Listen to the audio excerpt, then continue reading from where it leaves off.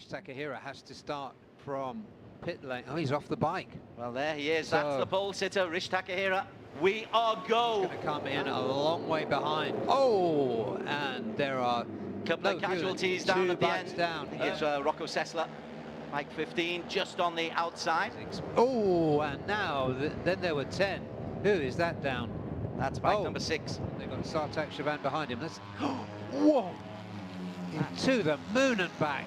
Oh, and it was so Ono who looks at Sartak to say, "You just took him behind me. You have a look at the leader here."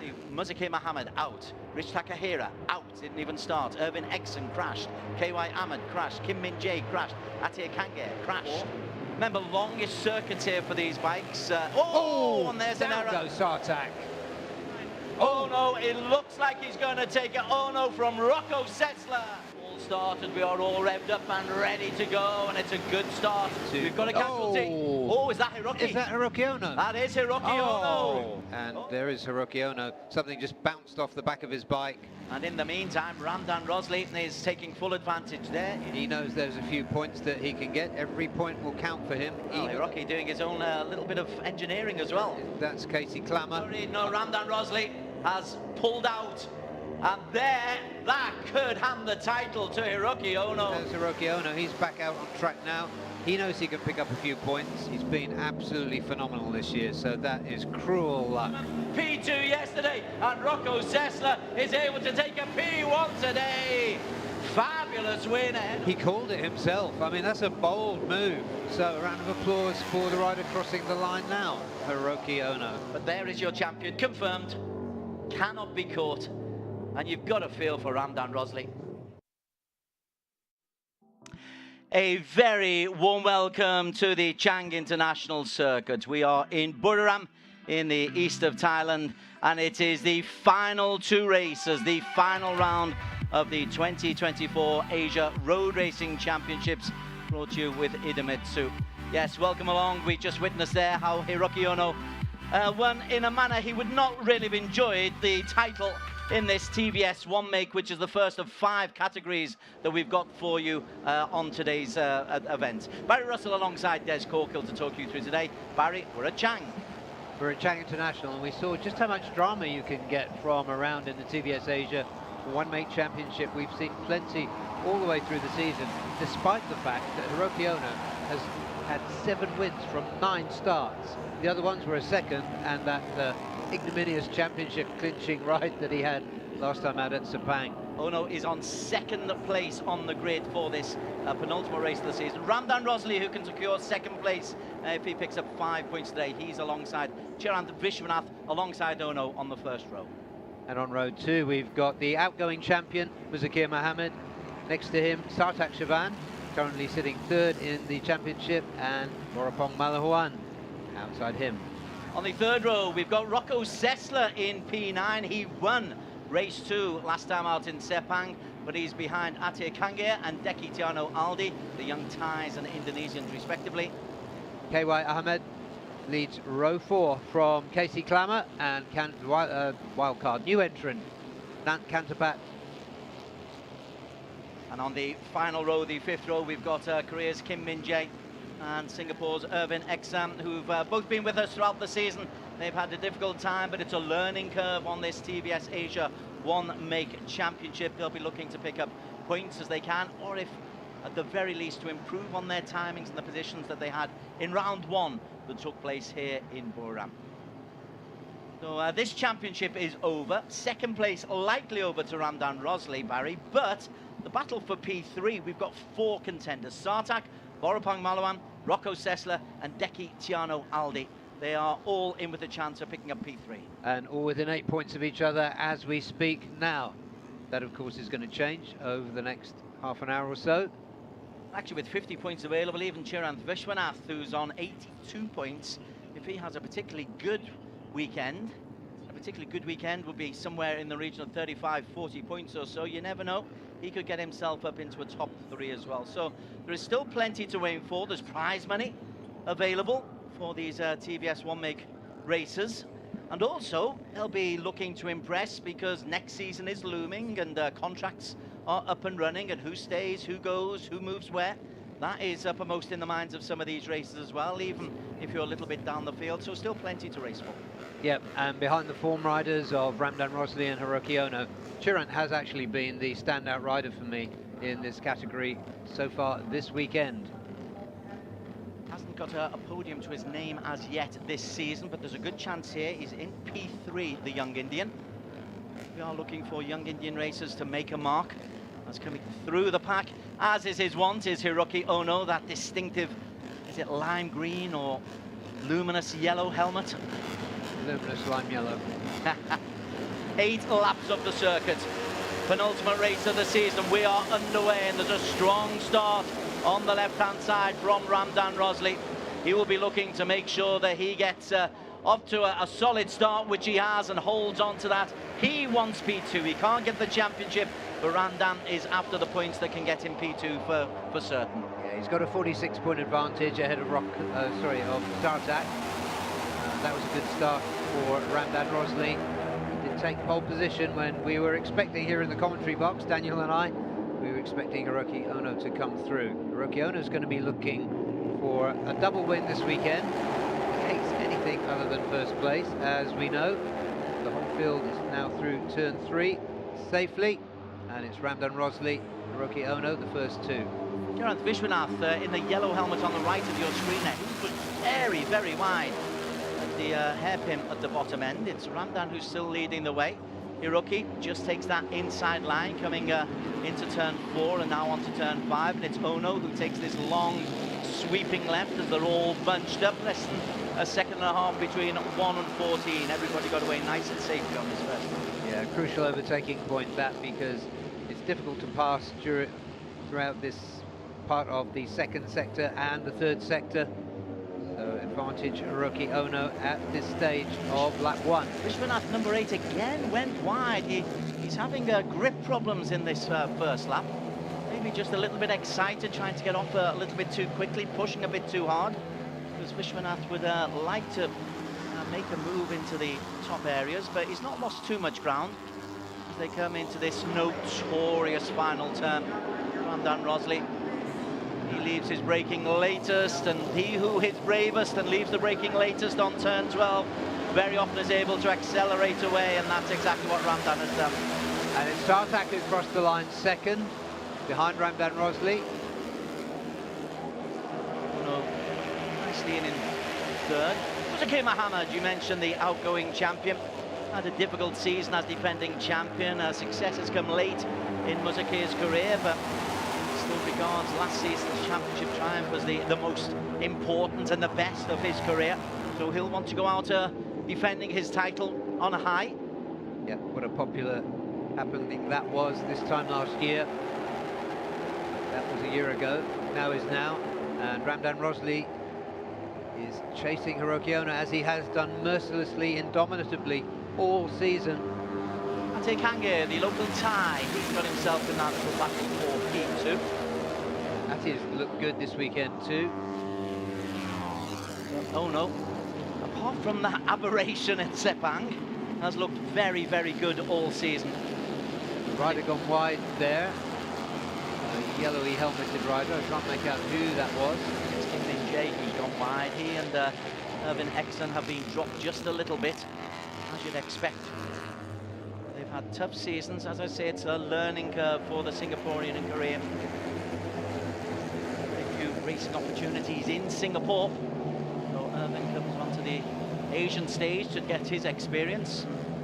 You're up against the likes of Hiroki Ono and the number 9 there, Tartak Chavan. You're certainly getting plenty of experience. Yeah, Tartak had a little lunge there as they went into turn 9. It didn't work out.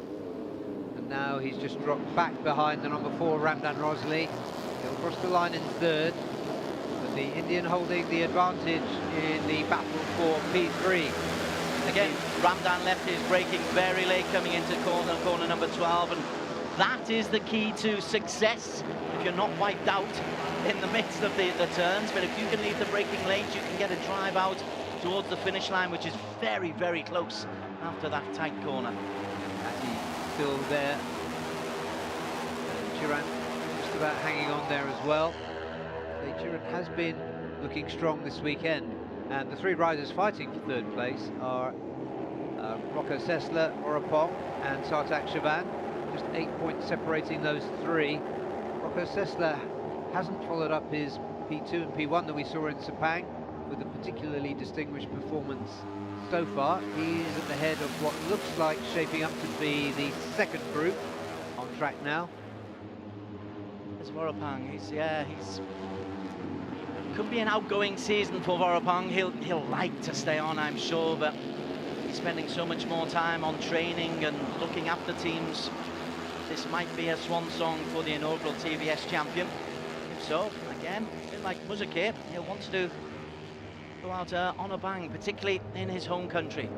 Yeah, absolutely, and he does look really determined. He has gone well in practice in particular yesterday. That second group's caught up with the first group a little bit, to break away on this windy circuit, or the windy mix section of the circuit. And then we come into the fast final couple of corners on the little kink, which is turn 11, and then again, fortune favours the Braves, and again Ramdan Rosley, he's taken this corner beautifully on all three circuits so far, and it's Ramdan who leads from Ono. Bike 9 Sartak Chavan in P3. Atir Kange, as you say, is still holding on in there. It's a good race from Atir, best we've seen this season. Yeah, very good from Atir at his home circuit, and he's coming up on the outside as they come into turn 1, which is a really crucial overtaking point. Punched up really tightly there. This is the first of 5 races of today in Buriram. It's hot, it's sweaty, it's steamy out there. The focus is from Ramdan as he takes a nice tight line, but Hiroki then has just that little switch back inside, a little wobble from Chiranth, I think it was, Vishwanath. Yeah, and Rocco Sessler has just got onto the back of this group as well, so he's got 3 of the bikes behind him. Yeah, bike 15, Rocco Sessler, he really thrilled us, really did impress us in Sepang last time out. Yeah, great things destined, it seems, for the 15-year-old German rider running with the number 15. At the back of this group now, one of 3 riders in contention for the P3 slot in the championship. Muzuki Muhammad is into the pits. The defending champion is into the pits, so he has had a problem, and he has come in, and Muzuki, not the most gracious way to start your defence of the, or your last round of the defence of the title. Yeah, unfortunate for Muzuki, things haven't got his way by any means this season. We haven't mentioned Dekitiano Aldi yet, but he was going really well in qualifying. It's been a great battle this season, hasn't it? Ramdan and Hiroki Ono. Ono, of course, has taken all the wins, but Ramdan has pushed him close. I can't think of a race in which Ramdan didn't push Hiroki Ono close. Once again, coming out corner 12, Ramdan on the sprint to the line was first over the line, even though Ono has taken him on the rest of that straight. Yeah, you have to respect what Ramdan's done this season. A lot of riders would have had their hearts broken by the dominance of Hiroki Ono, but he's never given up, and he hasn't given up now. Did not finish, of course, scuppered any remote chances he had of the title in Sepang. Otherwise, he's had 3 second places, 3 third places, and a victory at Mandalika. It's been by any stretch of the imagination, it's been a good season for Ramdan Rosley. Bike number 4, just the man in front of him. The greeny, luminous yellow helmet. We will find a proper adjective for that colour. I think you can start using Pantone numbers from next season, Des. Oh no, we Let's go technical. But I tell you something, just observing what's going on here, is this is a much more mature performance from Sartak Chavan in third. He has been a bit mercurial this season, but he's looked solid. He hasn't pushed too hard. He didn't run away or perhaps go as far up the order as we expected he would in practice and qualifying. But in this race, this is a really good performance. And that's exactly, I think, what TVS are after. Yet the championship up for grabs, but they are wanting to develop young riders, particularly out of India, where they have such a stranglehold on the market. And for Sartak Chavan, in third place at the moment, bike number 9. All right, he's not taking many risks at the moment. Atir is clinging on. Rocco Sessler makes an interesting line coming in, and they come round. We're into the second half of the race now. 3 laps to go, and it's Ono from Ramdan, has it been, Sartak, Atir, and Chiranth has put in a good performance in the white helmet just to the back of that group. Yeah, Becky solid as well. Just wonder whether we might see a little breakaway from the front 3 as we get into the second half of this race. If Sartak's able to stay with them, that would be the key, and Sartak is at the moment. They go down that long back straight. It's around about a kilometre. And they have to get ready for that hairpin, long hairpin. That's a nice line, as inevitably from Ono, but it's allowed the man in P4, Atir Kanga, to get just a little bit closer, so it won't be a 3-man break, but it could be a 4-man break, Barry. Yeah, it looks very much like that, so good work from Atir Kanga. There is a little gap back, maybe half a second. That's Chiranth. Yeah. Come into the windy mid-section. And that gap has closed once again. Yeah, on the far section, and just looking with the naked eye here, you can see that there is just a little gap from the front 4 back to Chiranth, and they are just strung out a little bit. But they're going to close up again when they come down towards turn 12. Muzaki Mohammed has stayed in the pits, he's not coming out, so clearly he's got bike problems. Fastest lap of the race at the moment belongs to Sartak Javan, 1:50.7. Keeping a good grip as they come now. This is the 3/4 stage. Again, turn 12, and it's Atir who's taken the lead for the first time. Yeah, Hiroki Ono's been shuffled back to 3rd, and Sartak is back in 4th. Confirm that now, yeah. Turn Atir, a very fast last sector. Yeah. Fastest man out on the circuit is Rocco Sessler, 205.3 kilometers per hour. Fastest man through sector 2 was Deki Tiano Aldi. And fastest lap with Atir Kanga, who was the race leader as we were looking at the timing screens, but now look what happened. 4 became 5. Deki Tiano Aldi has joined him. We keep asking what's happened to Deki. No podiums so far this year, Deki. I think he impressed us so much last season. We're expecting a lot more from the young Indonesian. Maybe he can end the season with a flourish. He's in that top little group of 5, bike number 5. He's being joined there by Rocco Sessler, the German, late to the party, but that's the perfect time to join. So a group of possibly 3 becomes a group of 6, and Rocco Sessler, well, he's moved up to 5th in that group, and he very nearly moved up to 4th. So he does look like the rider on the move in this group. Well, it's been a long gap since the last round in Sepang. Now his confidence will still be very high. He will have got back onto this bike and thought, yeah, this is familiar. I know how to ride this thing. Confidence also high, because I do believe he's got some rides organised for next season. So no pressure on Rocco Sessler, only what he's putting on himself. This is Sartak Javan, who's the latest to burst into the lead. As they come round the corner, there'll be 1 lap to go at the end of here. It's Sartak leading the way. Ramdan Rosley again leaves the braking very late. Ramdan's got this final corner so far, but it would be Sartak who leads going into the final lap. Ramdan is right there alongside Hiroki Ono and Atir Kanga and Chiranth Vishwanath. And what's happened to Rocco? Rocco Sessler, having just praised him to the heavens, he's dropped down to P8. Yeah, he was moving up, now he's moved back. Let's see if we can see what's happened to him.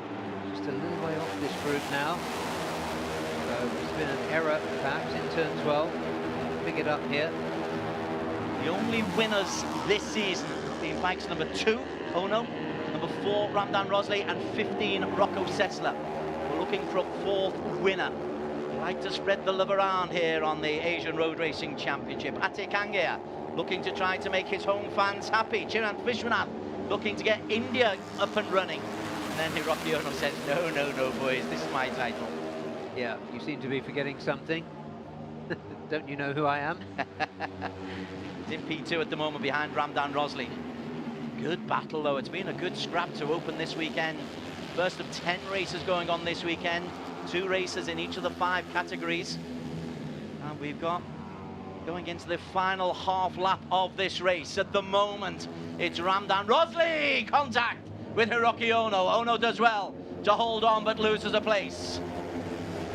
Well, there are 9 bikes covered by a second in that leading group as we watch them come through the top end of the circuit, through that tricky turn 9, into the left-hander turn 10.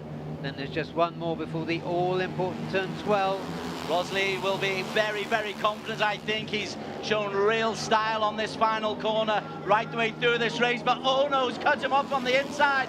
Ramdan goes around the outside but too wide. It's a great finish. Hiroki Ono leads the way, and Ono takes the victory from Sartak, Ate Kanga, Ramdan in 4th, ahead of Chirant and Boropang Malwan in P6.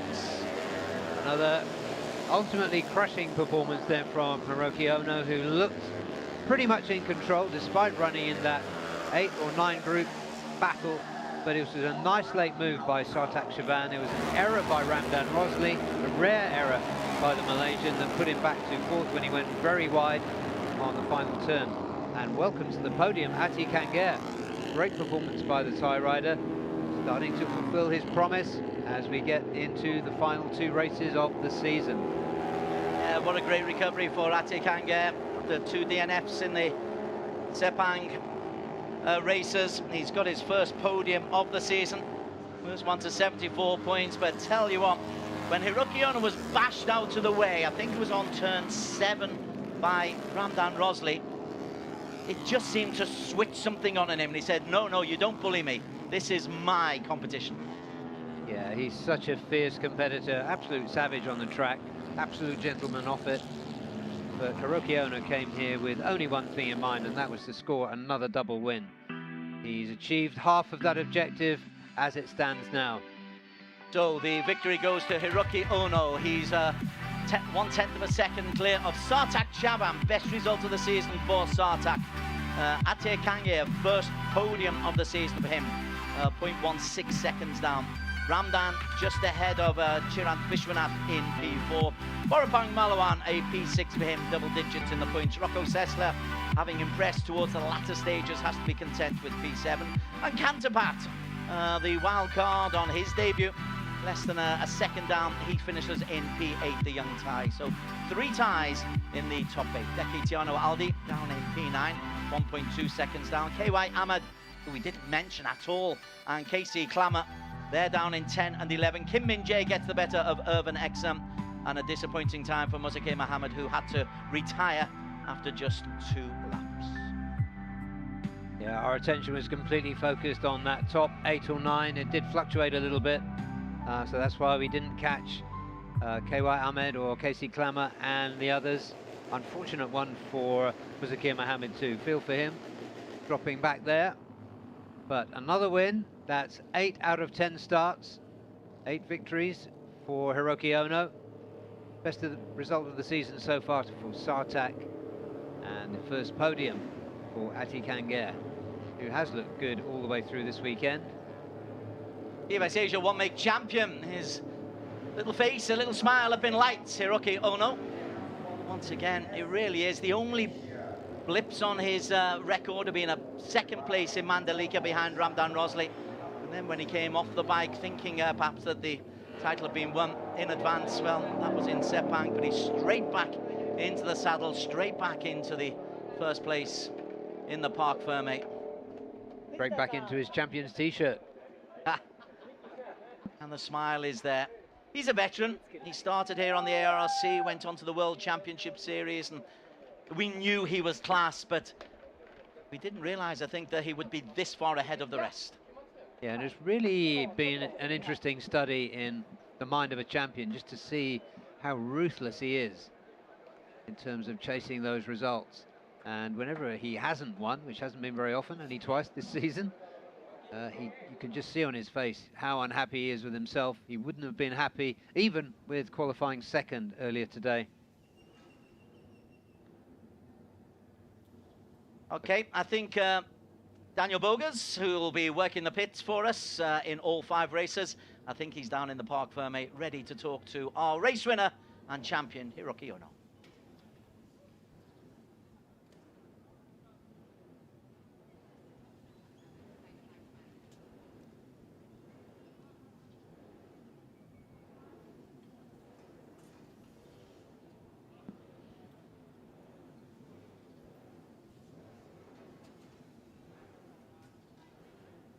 But I thought we were. Clearly, we've got a kind of a miscommunication.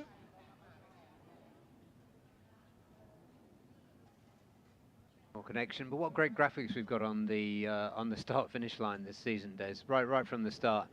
It is. You look up that. If you're Hiroki, you're coming down the finish line. You look up and you just see your own face smiling back at you. Although to be fair, he's probably focused a little bit more on the finishing line. Yeah. But at the end of the race. Okay, this time I guarantee you we're going down to Daniel Bogus, who's in the park for me. Okay, Hiroki, it's official now. Hiroki Ono, champion in TVS Asia 1 2024.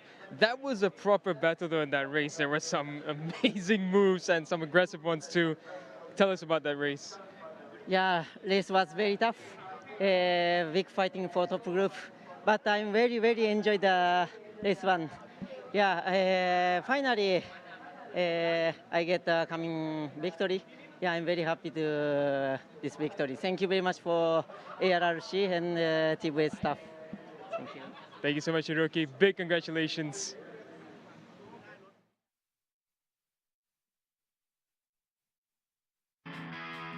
Race 1 of 2 in the weekend in the TVS Asia 1-make championship. Hiroki Ono has already won the title. Bike number 2 didn't get off to the best of starts. Pushed out wide was Geraint Vishwanath, who'd done well in qualification. But this will be a battle between Ramdan Rosley and Hiroki Ono, as the season has been, Barry Russell. That very much was the pattern, but we also saw a really close battle. And unfortunate for Muzakir Mohammed, because he was up there challenging at the start before he had those mechanical problems.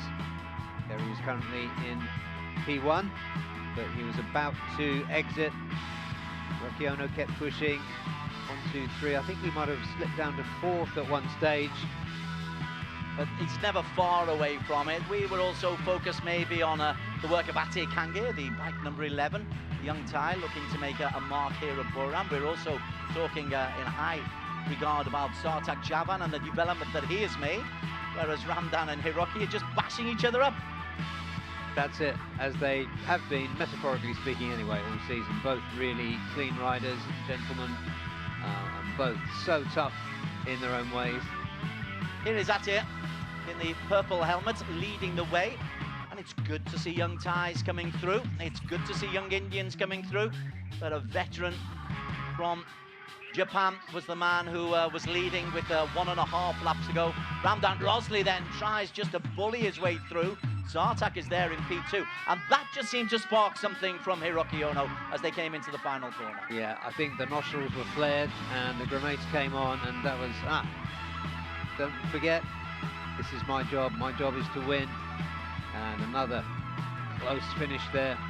Hiroki Ono, Sartak Shaban, Ate Kange, the top 3. Ramdan's late error, minor error, was enough to put him down into 4th.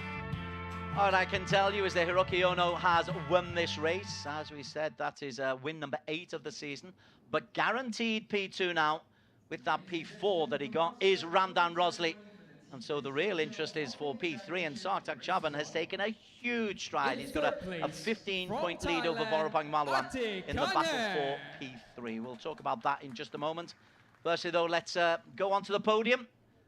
And let's get the guys introduced to you. 3rd place, Ate Kange. We've been watching him, expecting or hoping that he'll be producing some form. At last he has, Barry. Yeah, he's converted what we could see was his speed now into a very decent result in a fiercely competitive race.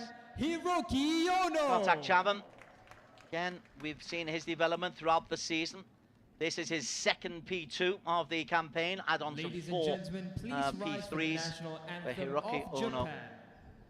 Class apart from everybody else in this 1-make championship. We'll talk more about that after the national anthem of Japan.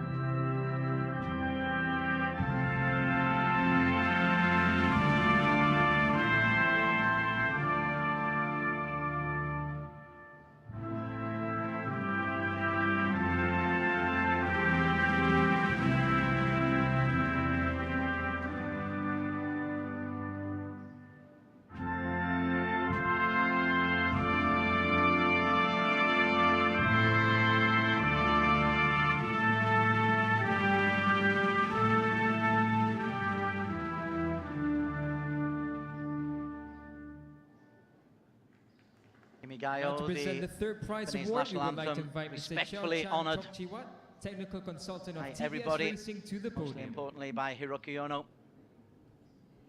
In The third awards, place, this is from Xiao-Chan Thailand, Tokchiwa, Kanghae. technical consultant from TVS Racing. Now to present the second prize An award we out would to like his invite Mr. compatriot. Casey So Vanessa, we'll hope that technical he consultant has of more times TVS up on the Racing. box.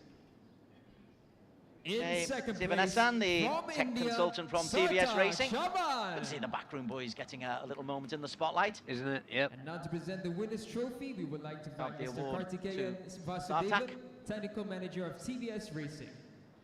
This is Your race Kartikeyan winner Vasudevan from Japan, from TVS Racing, handing out Hiroki the 15th in 18 first prize awards that Hiroki Ono has had in this class. You added them all up since Sugo last year, Des. It's just a blaze of orange, which is the colour I have. Should be gold, I suppose, but kind of orange on my scorecard. 15 wins in 18 completed races, excludes the rain-affected race in Zhuhai earlier on. Well, thanks to TVS for their continued involvement in this Asia Road Racing Championship. They're a wonderful hors d'oeuvre to the 4 open make categories that we have in the ARRC. We'll welcome them back for season 4 next year and for the final race tomorrow. This is the championship points. Your champion, Hiroki Ono, 226 points, 69 clear of Ramdan Rosley. He's guaranteed P2. Sartak Chavan, well, he's looking good for P3. That's really nice to pick up that award ahead of as good a racer as Vorapang Malawan is, but Vorapang won't count himself out. Rocco Sessler, he'll be frustrated that he couldn't really benefit from the win he had in Sepang. Chirant Vishwanath from P3 on the grid is in 6th on 93 points. Dekitiano Aldi, 91 points. Ate Kangea moves up into P8 on the overall championship standings. It's TVS Asia 1. Okay, that's the first of 5 races for you so far today. When we come back, we move on to the thrills and spills of Underbone. This is the Idemitsu FIM Asia Road Racing Championships from the Chang International Circuit in Buriram, Thailand.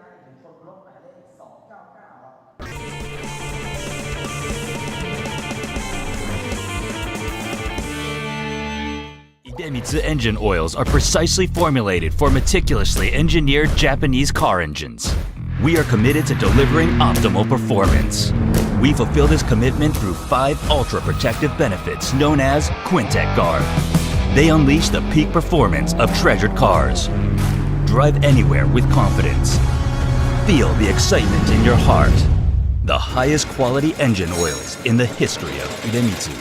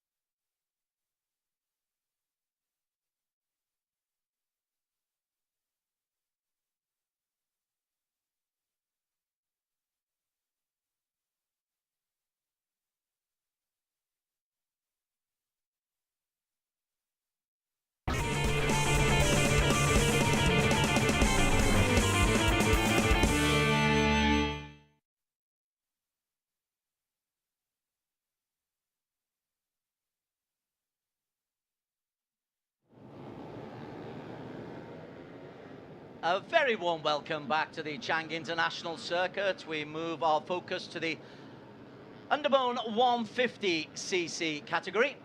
Now this is one that is just 1 point separates P1 from P2, Akid Aziz from Fahmi Bassam, and that's because of some intriguing permutations that emerged from Sepang. Let's have a little look back at what happened at Sepang a few months ago.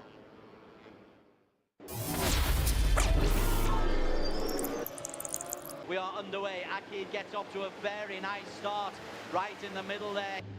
Oh, down he goes, Murabil. Looks very, very unhappy. Stay out of danger. Put yourself in a position where you can challenge coming into the final. Well, it is a different circuit to any that we have on the ARRC calendar. He doesn't look incapacitated, Nazrul, does he? He was saying he's 50%, and I have no... Right, this is going to be a congested final 5.5 kilometers. It's all, I think, what position you can get on the penultimate straight. Yeah, the elephants are in there of Huzmi and Fahmi. Have a little look as well. Guys are down. Coming in, more carnage. 2-2-2, Fahmi Bassam is going to take the victory. Fahmi Bassam holds on for the victory from Vakita Krishna, Shahrul Shazras, Husni Zainal, Pirapong Luboinpeng and Dimas Julie in 6. Red lights are out and the start is strong. From Nazrul, Izzat Bahudin comes from P5. Fajrul Sham is up there as well on the Cardinals factory Yamaha. 38 is Idil Fitri Mahadi. Too much goes on in Underbone. Really is crazy. Fahmi Bassam and Aditya Fauzi tried to make their way through at the front. So let's see. This unique Underbone 150cc competition, unique to Southeast Asia. I show my friends at home in Europe. He needs to get through. Up at the front, Shahrul Shazras is still there. Ahmad Fajrul Sham is still there. He chops in front, he's kept that edge, and we've got one rider down. Ahmad Fajrul Sham takes the win. Behind them in second place is Aditya Fauzi. I think Nazrul got there ahead of Aditya Fauzi. So Ahmad Fajrul Sham picking up the victory there, but the real winner of that weekend was Fahmi Bassam. A 35-point weekend for him, a 7-point weekend for Akid Aziz. Those are the two names that are at the top of the leaderboard, and both of those were in the Superpole that took place earlier on today. And let's just have a look at the best of the highlights of the Superpole with Barry Russell. So we, as usual, the fastest 10 from qualifying 2 got themselves away into Superpole. Fajrul Sham was an early leader. He had to put together a really good lap that would hold him in good stead. His teammate on your screen there, Faraz Putra, promising all season. Haven't seen him on the podium yet, but Faraz Putra also put in a really good lap. He's going to start from a good position this afternoon. But as things rolled down, it was Fahmi Bassam who was showing strongly. Here you see the number 11 for Cardinals Factory Racing Team, ARRC, Fajrul Sham, putting in a really neat, clean, fast lap. That was good enough to put him in third, as it would turn out. As we went on, you would soon see Fahmi Bassam coming through really quickly. Akid Aziz making a good bid for it, and here, Aditya Fauzi, revelation of the season. He's in third place currently in the championship. He put in an incredibly good lap. That was good enough. That put him on top at that moment, but still to come was the rider who had topped every single session so far. The 157, Murabil Vitoni. He came through just as we were celebrating Aditya's brilliant lap.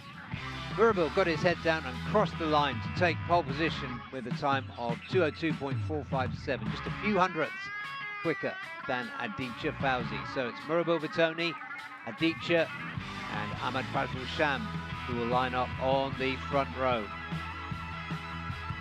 Just behind them, Faraz Putra, Fajrul's teammate, Fahmi Bassam and Husni Zainal Fauzi on road 2. 32 degrees and sunny. It is baking hot down there, and there is no wind. Humidity 53%, but it's searing heat down there. they'll be delighted to have that grandstand to offer just a little bit of shade, particularly those on the right-hand side of the circuit as we look at it. It is steamy down there, Barry Russell. Yeah, and the dryness of the heat and the dryness of this season means that we've seen quite a lot of dust being swept or blown onto the track by the breeze. But here is this familiar sight, the Chang International Circuit. 12 turns, crucial places at turn 1 and 3, but I think we're ready to go down to Daniel, who is on the grid.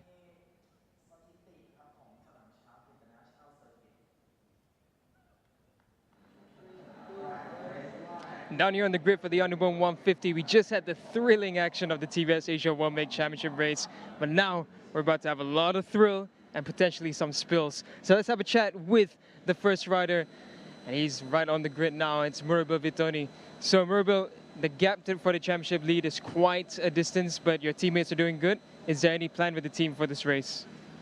Ya, dari tim nggak ada planning, cuman main enjoy aja dan relax, fokus, juara bonus. Bismillah, semoga di race 1 ini bisa memberi yang terbaik buat tim dan bos putra dan mekanik. So the translation there was no plan with the team, but just the most important thing is to remain relaxed and try to get the max for the team, the boss, and the mechanics. So thank you so much, Murabil. Good luck with this race. And now we're gonna head down the grid and keep moving it to row 3, where we have the defending champion, Nazirul Izzat. Now, Nazirul is the defending champion and is still within a shot for the championship. However, it is quite a bit of a distance.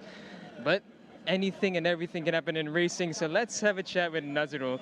So, the title defense has not been easy. There's been some things that happened along with the injury, but this time it's a fresh start. How are you feeling for this race, and do you feel the pressure? First kali I tried my best in the race, and I not pressure in the race because I want to focus first and enjoy. Perfectly said. Good luck, Nazirul. And back to Des and Barry. Thanks very much, Daniel. In the searing heat there, Nazirul Izzat Bahudin is not completely out of the reckoning. It's a 19-point deficit behind Akid and Fahmy, but in such a congested group of riders there, 21 on the starting grid. So much can happen, Barry. Yeah, absolutely. And as you said, he's 19 points adrift of the championship leader, Akid Aziz. And in between them are the two young guns that have impressed us so much this season, Aditya Fauzi and Fahmy Bassam, who had that sensational weekend in Sepang. Talking about sensational, that green 177 belonging to Aditya Fauzi. Huge credit too for his team boss and team owner, Wayuaji Trilaksana, for giving him his break this season. Yeah, there was a big cheer downstairs in scrutineering when he went over the line first. They thought he'd done enough to get onto pole. Then he was beaten though by Robbie Vitoni. Now this is P3, Ahmed Fazrul Sham in the first group of 5. He set the fastest. He won last time out. You can't have favourites in this sport, but he's one of my favourites. Yeah, he's a superb rider. We love to see the older ones coming through when there's so much young talent coming through as well. But to see that he can still stay there and get such good results, be so quick on Superpole, great all-round rider.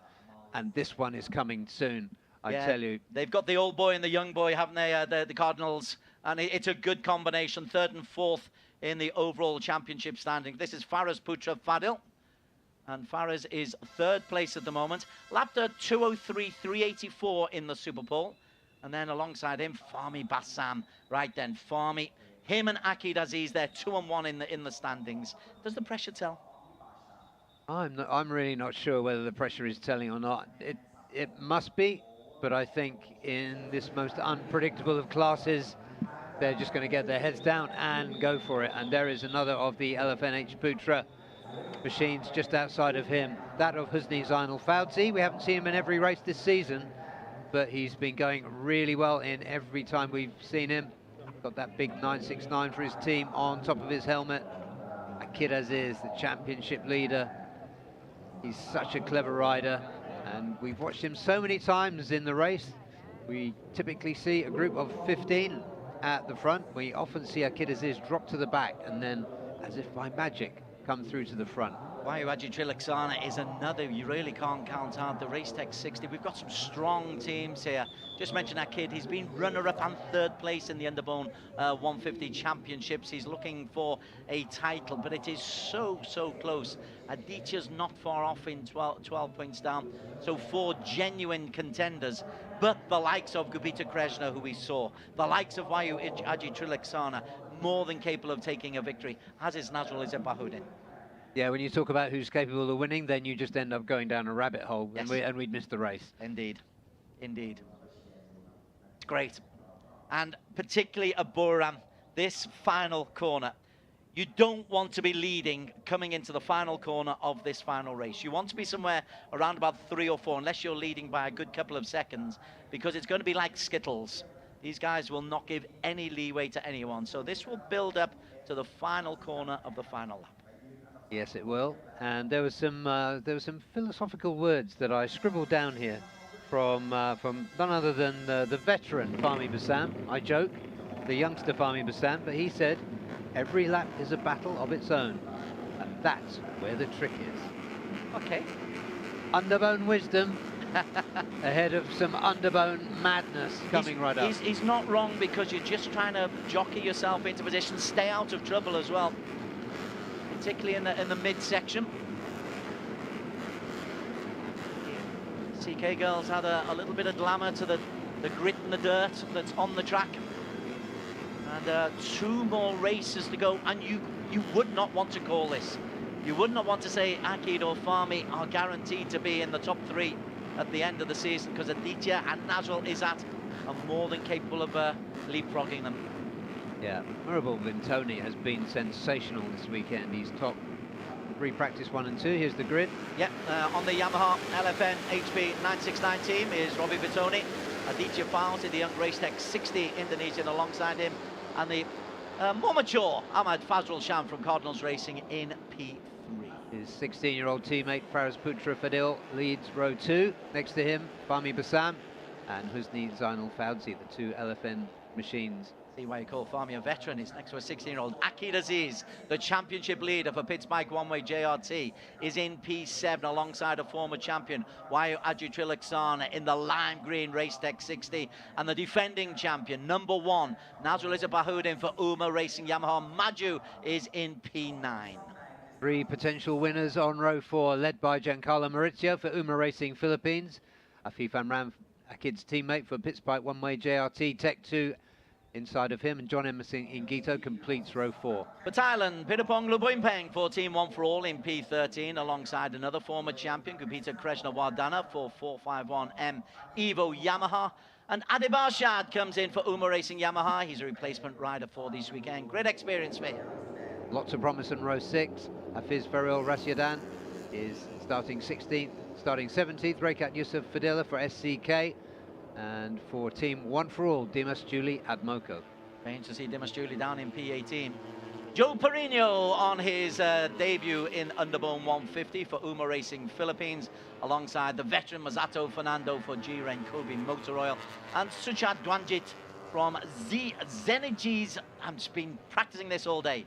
Zenergies Al Motorsport IE Service Asia team.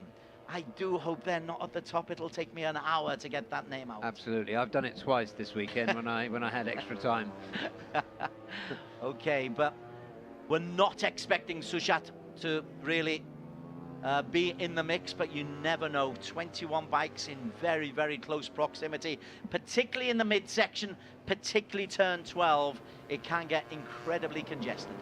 And it's a good call you made on Dimas Juli being so far down. He's set pole position here in the past. He's had a strange old season, Dimas. Looking down at his season, no podiums, best result, 2 P10s, one at Sepang last time out, and one here in Buriram, first race of the season. So Dimas Juli is more than capable of producing a decent time. Murabul Vitoni is setting the pace. Aditya Fauzi, bike 177, bike 222, Fahmi Bassam, bike 13, Akid Aziz. They're the ones to really keep a lookout for. So far, the weekend has been perfect for Murabul Vitoni. Got both free practice sessions, top qualifying, and he topped Superpole. What can he do in the race? We've seen him on the podium only twice this season. There was a swagger to him when he was talking with Daniel Bogers after qualification this morning. Sometimes the riders will kind of slouch over to the interview area. It was a positive stride from Murabul Bitoni this time. He's certainly looking confident. 222 Fahmi Bassam. Well, great weekend last time out. 3 wins already to his name this season, which was 1 more than the championship leader. So much to look forward to. 50 points available this weekend. 4.5 kilometers of this circuit. And this is an 8-lap race. What was the quote? Every lap is a race in itself. A battle in itself. Battle in itself. There's your championship leader. The orange and black for pit spike. A lovely tension in the air. Sun is out. Half the track in the shade of the grandstand. Murabul Bitoni, 157 on pole on the right-hand side. What kind of a start. Everybody away nice and safely. Being on pole doesn't necessarily give you a huge advantage, but Murabul has made the most of it, and he holds on into the first corner, that tight right-hander. Everybody away nice and safely. Nobody's had a nightmare on the line, and so the guys can just get down to getting themselves into good track position. Nice clean start, and Fazrul Cham moving to the outside as they go up through the kink at turn 2 towards turn 3. This is the long hairpin at the end of the long straight.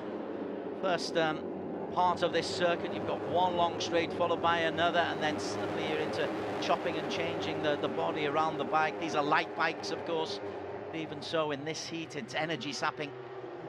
Leading the way is 157 Murabul Bitoni. Faris Putra with him now.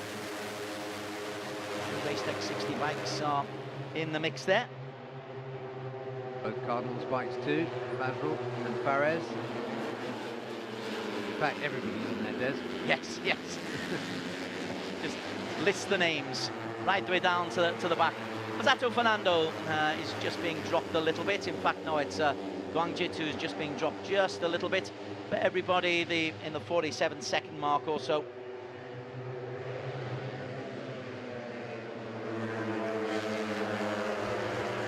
Goes Aditya Fauzi having a look at the front, and he takes it from Murabul.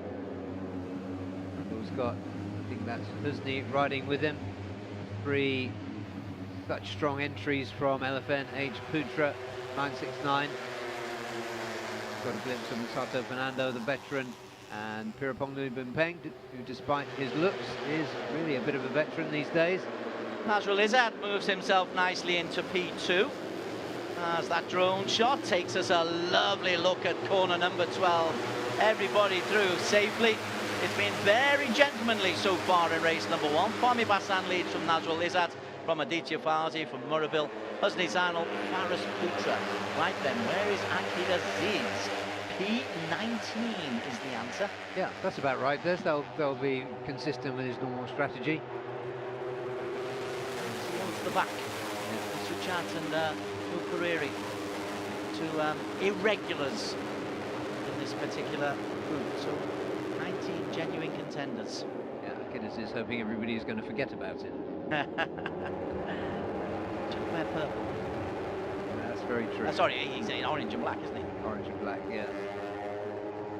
In the way, coming through. I'm just looking for Nazrul Izzat. I just have the feeling that Nazrul Izzat is, he's not given his title up, the number 1 in the midst of there. There is our superhero, Akid Aziz. Capri champion back in Malaysia. So confident. This isn't him struggling, this is him just sticking to the back, almost putting the brakes on there, just to make sure he doesn't get caught up in any nonsense. Yeah, he's such a cool operator. I can't think of anyone else who'd have the confidence to let 18 riders go away in front of you and still expect to win. There's a 2-second gap between P1 and P19. Being dropped off are Suchat and Puri. good experience for those two, but there's a real battle going on at the front. 22.22, Kwame Bassam is still leading the way. He's got the fastest lap, top speeds rating 165 up to 173 kilometers per hour. And his two friends Fazrul at the front. He's got elephant bikes all around him. He's got Masato Fernando, who's come up into fourth. At some stage, Fernando's experience is going to come good. Going through, though, at the end of lap 2, a quarter way through. Murabil Vitoni from Rekat Yusuf, Fazrul Salman, Fernando, Aditya Fauzi in 5, John Emerson Gito in 6. Masato with the fastest lap so far. Good call. 2:02.3. That's a good 10th faster than anybody else out on the circuit. I love the lines that they take down that long straight. They plan out across the full width of the circuit. Bike getting close to the kick line up for the brakes on turn 3, and then there are about, how many bikes are there? 21, so there's about 21 lines through turn 3. Out first though is Murabil Vitoni once again. He looks very comfortable at the front. The brave rider who'd ever tried to break away. We've seen it a couple of times. Tifan Brandt, who's currently 3rd in that group. He's done it before. Here in Buriram, if I recall. Indeed. Yeah. Also notable, Vayu Trilaksana in the 2nd of the lime green. He's towards the back, Vayu Aji.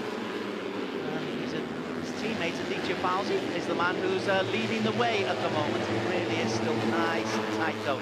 Akid Aziz, again, is 17, 18, 19. We'll really think about Akid Aziz from lap 6 onwards. Yes, exactly. Nice, cool riding from Aditya Fauzi. Like his youth. And looking back there from Ahmed Fazrul Sham. So thank you to him for carrying the camera. Nicely done. Looking back at Pirapong, Ruben Peng. Pirapong is another who, there or thereabouts, is good enough to pick up podiums. Leading the way at the moment is Aditya Fauzi in the lime green. As we look back on Fazrul. Masato Fernando again coming through. Masato is the number 17 through 3 laps of the track. Aditya Fauzi in P2. Nazrul Izzat. Do keep an eye on Nazrul Izzat, the number 1. Also, Murabil Vitoni has been right at the front in 2:22 for me, but Sam is there. Giancarlo Mauricio, who was 10th in qualification, he's in P8, the best of the Philippines contingent. Dimas has made his way up to 9th from that lowly launch.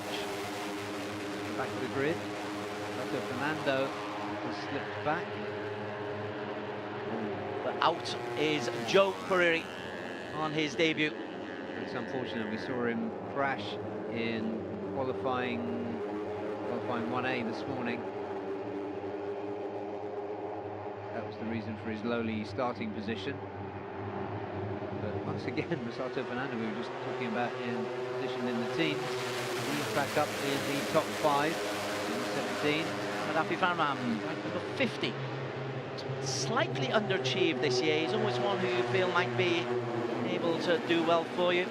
Those who live in Malaysia, you'll see his face staring down at you if you go up and down the North-South Highway on the advertising boards. So Ahmad Afi Farman is a name in Malaysia, and he's trying to make a name for himself here. As we approach the 1/3 of the way mark, it's been very gentlemanly, Barry Russell, to now. It has, yeah. 1 second covering the top 11, 1.5 seconds covering the top 15. So about par for the course. Gupita, 2 times champion, good man in 15. Still on board with Fazrul Sham. Back at Rekat Yusuf on the SCK machine. SCK, they haven't had the easiest of time in qualification. Now it gets congested. Corner number 12. Again, everybody just seems to be taking their lines. Nobody really pushing it, and everybody on the racing line as well. Okay. Masato Fernando is in the lead. The veteran Filipino leads the way from Fahmi and Aditya. Nazrul Izzat, Murabil and Ahmad Afi Famran in there. Dimash Julie in 8th. Ahmed Fazrul Sham 11th. Akid Aziz 18th. Waiwaji Chalaksana following Akid. Yeah, Sato Fernando caught the eye under braking there to get a really nice line through turn 12 to take the lead that time around. Oh, Nazrul no. Izzat Bahudin. So the defending champion drops out, and that is the end of his championship hopes. He will have needed a victory, he will have needed a huge weekend here, but if he goes out, he'll be pointless, and so the champion literally bows out. Mechanical gremlins get the better of him. Been a brave performance from him this season, especially since the injuries that he suffered at Mandalika. Ahmed Afif Amran is there. Where's his teammate? Akid Aziz is the one we're keeping an eye on, and I can tell you Akid is still towards the back. We're just beyond halfway, so Akid might just be thinking time to really just move up into the middle of this pack as Nazrul Izzat looks a disconsolate figure. Yeah, he'll live to fight for another championship, but this one, 2024, is over for him. Body language says it all in the pits. Sometimes feel for our cameramen, they've got to film people who don't want to be filmed. Nonetheless, we are back on live. 157, Murabil Vitoni, he's dropped into the middle of the pack. And Ahmed Afif Amran is leading the way. It's almost as if he's saying to his pit spike colleague, here you go, Akid, this is how you do it. You need to follow me. Ahmed Fazrul Sham goes very, very wide. Missed that corner, missed his braking completely, and loses about 10 places as a result. Yeah, that was a shame because he put up quite a few places on that lap. Pirapong Globoinpeng. Oh, blows up that one for all Yamaha. Ooh, well, it wasn't on the racing line, but if you're going down by the pit wall, that could be dangerous. Yeah, he handled it well, getting straight out of the way. Just keeping an eye out for any yellow flags. I can't see any at the moment. So he got out the way very nicely. Now then, these are the two race tech bikes. Wayu Ajichilaksana alongside Aditya Fauzi. They're easy to pick out in the lime green, even though the sun is glaring. It is bright out there. Yeah. And warm. Challenging even for the cameras that we've got to pick out the numbers, but we've got those two Race Tech 60s in the top three. Do we have the pit spike? And do we have, men we're really looking for, are the championship number 2 for the Yamaha LFN team, Fahmi Bassam, bike 222. Yeah, a kid still at the back of that group. He was 15th going through the line last time out, 1.6 seconds down. You can easily make that up in these groups. You don't want to leave it too late. We have got the final half lap, and then there'll be 2 laps after that. Who's leading that way? Is that Husni Zainal? Husni Zainal, 143. There's a little bit of a breakaway here, which is very unusual in Underbone. It's not unheard of, particularly here at Buriram, but it is unusual. And Race Tech 60 with Aditya Fauzi. He takes the inside line, and his teammate Wayu Ajichilaksana also is just barged out into P2. But as we come through, it is Giancarlo Maurizio and Aditya Fauzi, Murabil Vitoni and Wayu Ajichilaksana. We look down, and Akid Aziz 16th. That was a bit of an old-fashioned look that Sato Fernando gave to Aditya Fauzi as they went through. I think it was simply because he wasn't expecting him. There was nothing untoward at all as they went through there. Somehow, all those bikes threaded their way through. And Carlo, he was looking good going into the Superpole. Finished 10th in that Superpole and looked very disconsolate. And now he's been swallowed up by the pack. He was leading at the end of the previous lap. Sorry, he was just in P2. A couple of hundredths down at the end of the previous lap. And now then, the LFN team, they begin to make their mark. Murabil, 157. Fahmi Bassam, 222. 13, Akid Aziz. He's on the tail end there of Afif Amran. If they can work together, they can work their way through the group. Yeah, I just saw Fahmi Bassam a couple of corners ago take a good look around him. I'm sure he was looking for Akid Aziz.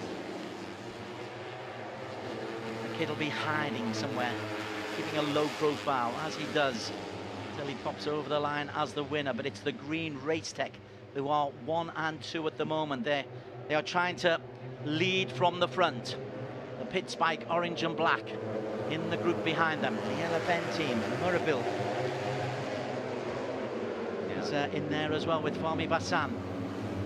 Big strong teams, Barry, sorry. Sorry, Des, I was going to say, I can't think of anything that would make Waiwaji Triliksana happier than to help his teammate to a championship. He's really proud of what Aditya Fauzi's been achieving this season. As he should be. The Race Tech need to have this, and look at this. Race Tech have got a big lead. Is that Aditya who's in the front? If he is, he's trying to take the big lead. Yeah. Aditya is the man who is leading the way, and Aditya Fauzi's lead is 1.5 seconds from Waiwaji Triliksana. Akid Aziz down 1.8 seconds down. We are on the final lap. Display of frustration there from Waiwaji as they cross the start-finish line for the penultimate time. Pumping up and down on the front of his bike. I don't know if it's a bike problem, whether he was annoyed that somebody elbowed him. Probably too seasoned to be worried about that. Aditya, though, has made a break for it. He's leading. It's quite a substantial lead in Underbone terms, but he can easily be swallowed up, but he's managed to hold on. It was a 2.5 seconds. It's probably down to a second. Behind him, Murabil Vitoni is closing in, but nobody else really is. The two Pit Spike guys in 5 and 6 respectively. Ahmed Afi Famram, bike 50. Akid Aziz on the outside. Has to go a long way around. Here's Aditya Fauzi into the intricate part of the circuit. Now then, can he be caught? Ngito gets edged off the track. They're into turn 5 and turn 6 for the final time. And they've closed in on Aditya Fauzi. Pit Spike have got riders up to him, and Aditya, his brave breakaway for the front, he's being caught up. Fahmi Bassam is there, Murabil Vitoni also in that mix, and there is Akid Aziz. Right on time, right on cue. Bike 13 leads the charge behind Aditya Fauzi. Aditya wants the victory, he needs the victory. He's a little bit behind, 12 points behind on the rankings. Masato Fernando coming into it as well. There is Akid Aziz on the Pit Spike. This is the final corner. Akid Aziz, bike number 13, hugs the inside line. Who's brave enough? Akid is swallowed up. Akid drops. There is contact. 2 are taken out, but as they come through, it is going to be the victory for Murabil Vitoni ahead of Aditya Fauzi. Akid in 4th, Waiwaji Triliksana in 5th. In the end, this is a good result for Akid Aziz. The victory to Murabil Vitoni. Murabil Vitoni and Husni Zainal Fauzi both went onto the dirt on the approach to turn 12. Somehow they both came through in podium positions. Well, what a brilliant ride from Aditya Fauzi. Akid Aziz, who looked as though he'd written the script for this race once again, off the podium in P4. But close enough to Aditya Fauzi to prevent any real damage being done. Fahmi Bassam, he's down in P13. That is a nightmare for Fahmi. He will lose out to Aditya Fauzi in the battle for P2, but Murabil Vitoni comes through quite comfortably ahead of Aditya Fauzi in P2. Behind them, Husni Zainal and Akid Aziz in the orange and black ahead of Waiwaji Triliksana. Yeah, good bit of Krishna 6, another good finish for him. He's had a few too many DNFs this season to be in contention, but it's been a perfect weekend so far for Murabil Vitoni. He's topped every practice session, qualifying Superpole, and he's won race 1 from pole position. Will also help him towards the 100-point mark in the championship standings. He can't win the title, but he's got his first victory of the season, his 3rd podium of the season, and he's done it 700ths clear, 800ths clear of Aditya Fauzi from Race Tech 60 racing team. Husni Zainal Fauzi, another of the emerging Yamaha LFN HP 969 riders. He's in P3. Akid Aziz, I think he'll be content with P4. Came into the reckoning late for Pit Spike. he will hold on to his championship lead. In fact, he'll increase his championship lead going into the final race. Vayu Triloksana, a great foil for Aditya Fauzi in P5. Gupita Krishna in P6 ahead of his teammates for 451M Evo Yamaha, John Emerson and Gito. Rekat Youssef, the best of the SCK Honda racing team, finishes in P8. 9, Dimas Julie. Again, we expect more, but Team One for All haven't really been at the party. Faris Putra for Cardinals Factory in P10. Giancarlo Maurizio in 11. Ahmed Fazl Sham in P12. Fahmi Bassam, gosh, that hurts his championship hopes. It's a 3-point result for Fahmi Bassam. Ahmed Afif Amram, 2 for him. Was Mazato in 15. Out of the points, Adi Barshad, Hafiz Faril. Pidaponglu Boinpeng didn't finish, neither did Najul Izzat. His defense of his title is over. And Suchat and Joe Perino, they also finished, or did not finish, this first race of the Underbone 150 of the weekend. Could have been mechanical problems for Afif Amran.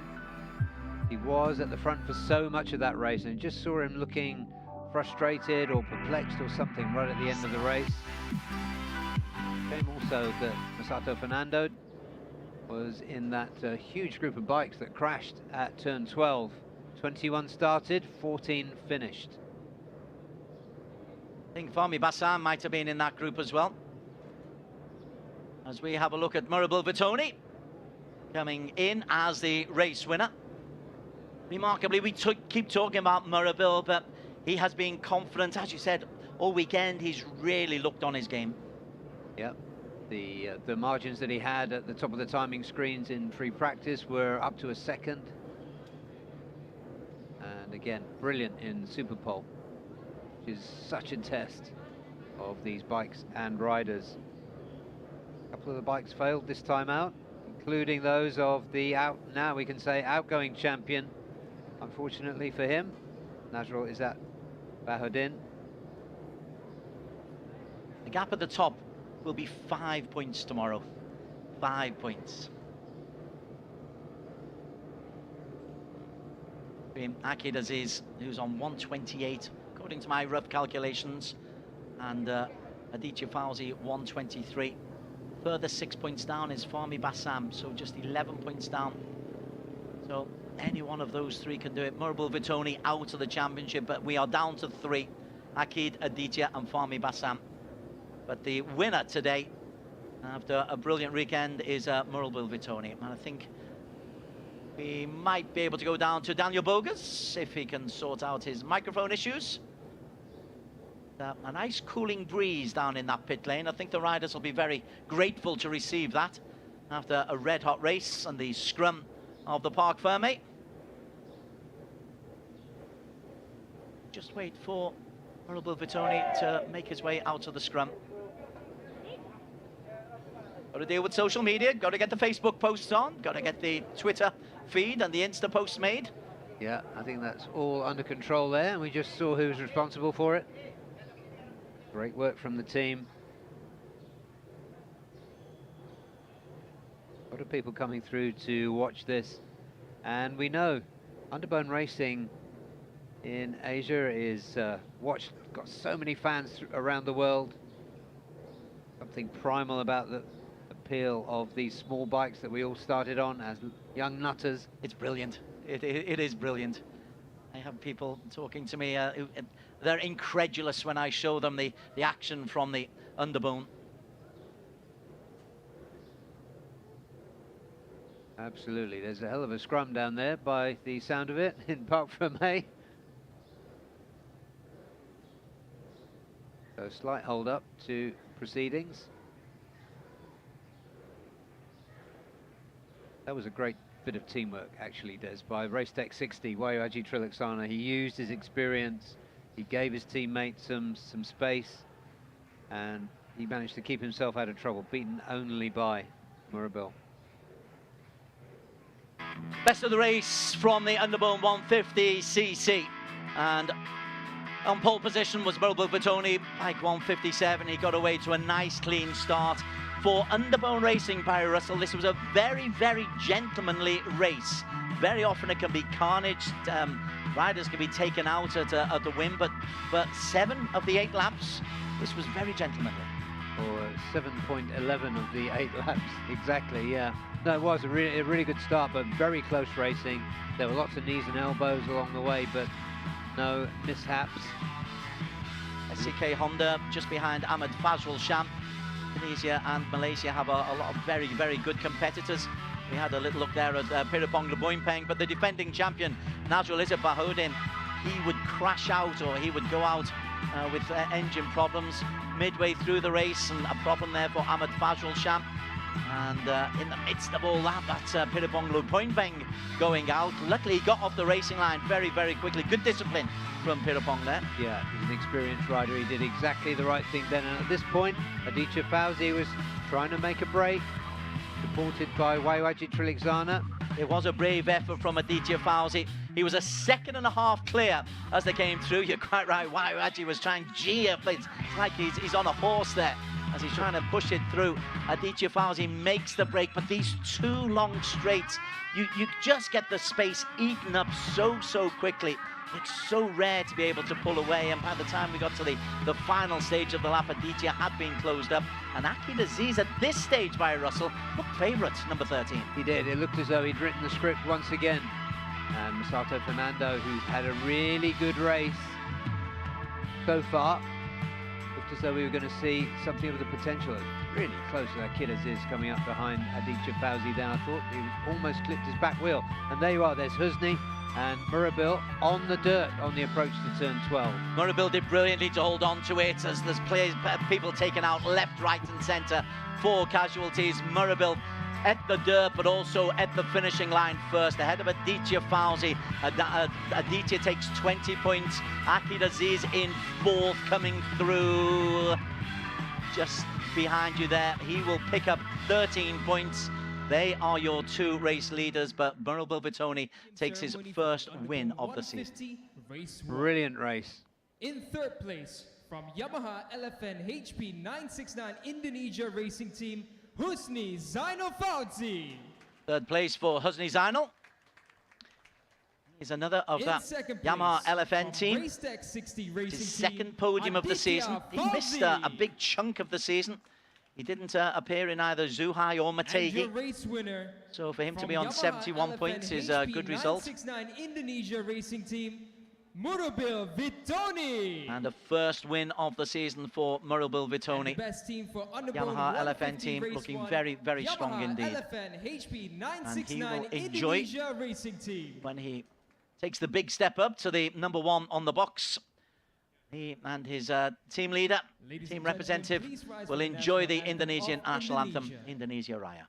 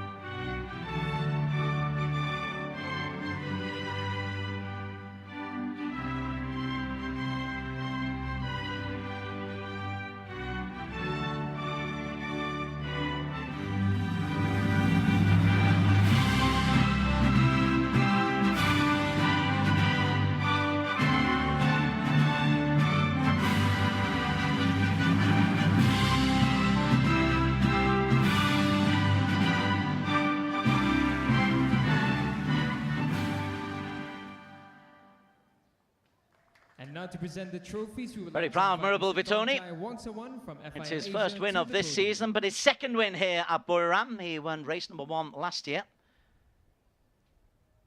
In 3rd Presentation place, will from be Mr. Indonesia, Thongchai Husni Wongsawan from Zainal FIM Fauzi. Asia to hand out the individual prizes. In second place, from Indonesia, Zainal, I think, is going to be one of those riders we hear an awful lot more about. There's a great crop coming through from Indonesia and that particular team. And your race winner from Second place, Aditya Indonesia, Fauzi, Murabil Vitoni. Vitoni. Emerging generation here on the podium.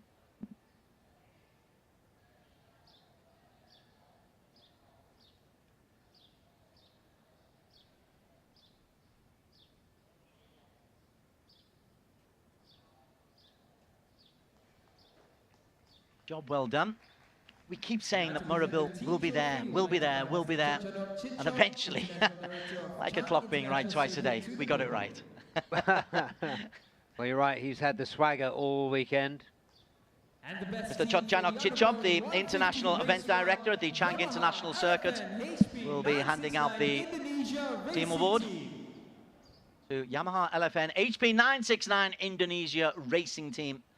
Give them their full, well-deserved moniker. To take a photo with our race winners.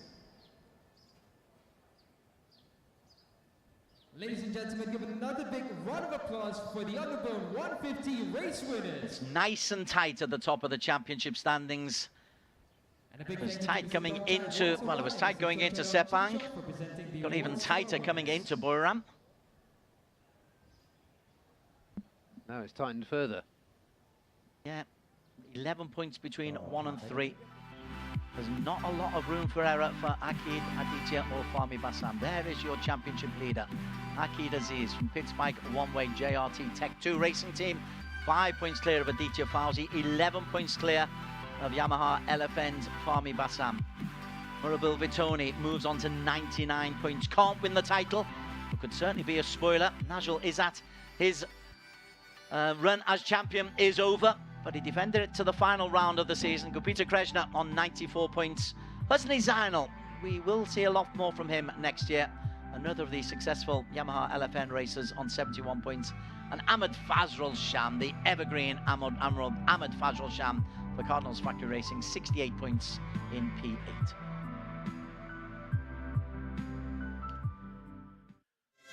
Okay, we move our attention from the Underbones to the AP 250s after the break, and that is another championship which is razor thin difference up at the top. Do join us again in just a couple of minutes' time.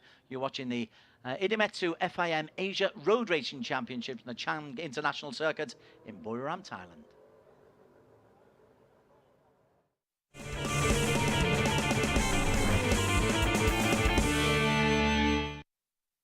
Idemitsu engine oils are precisely formulated for meticulously engineered Japanese car engines.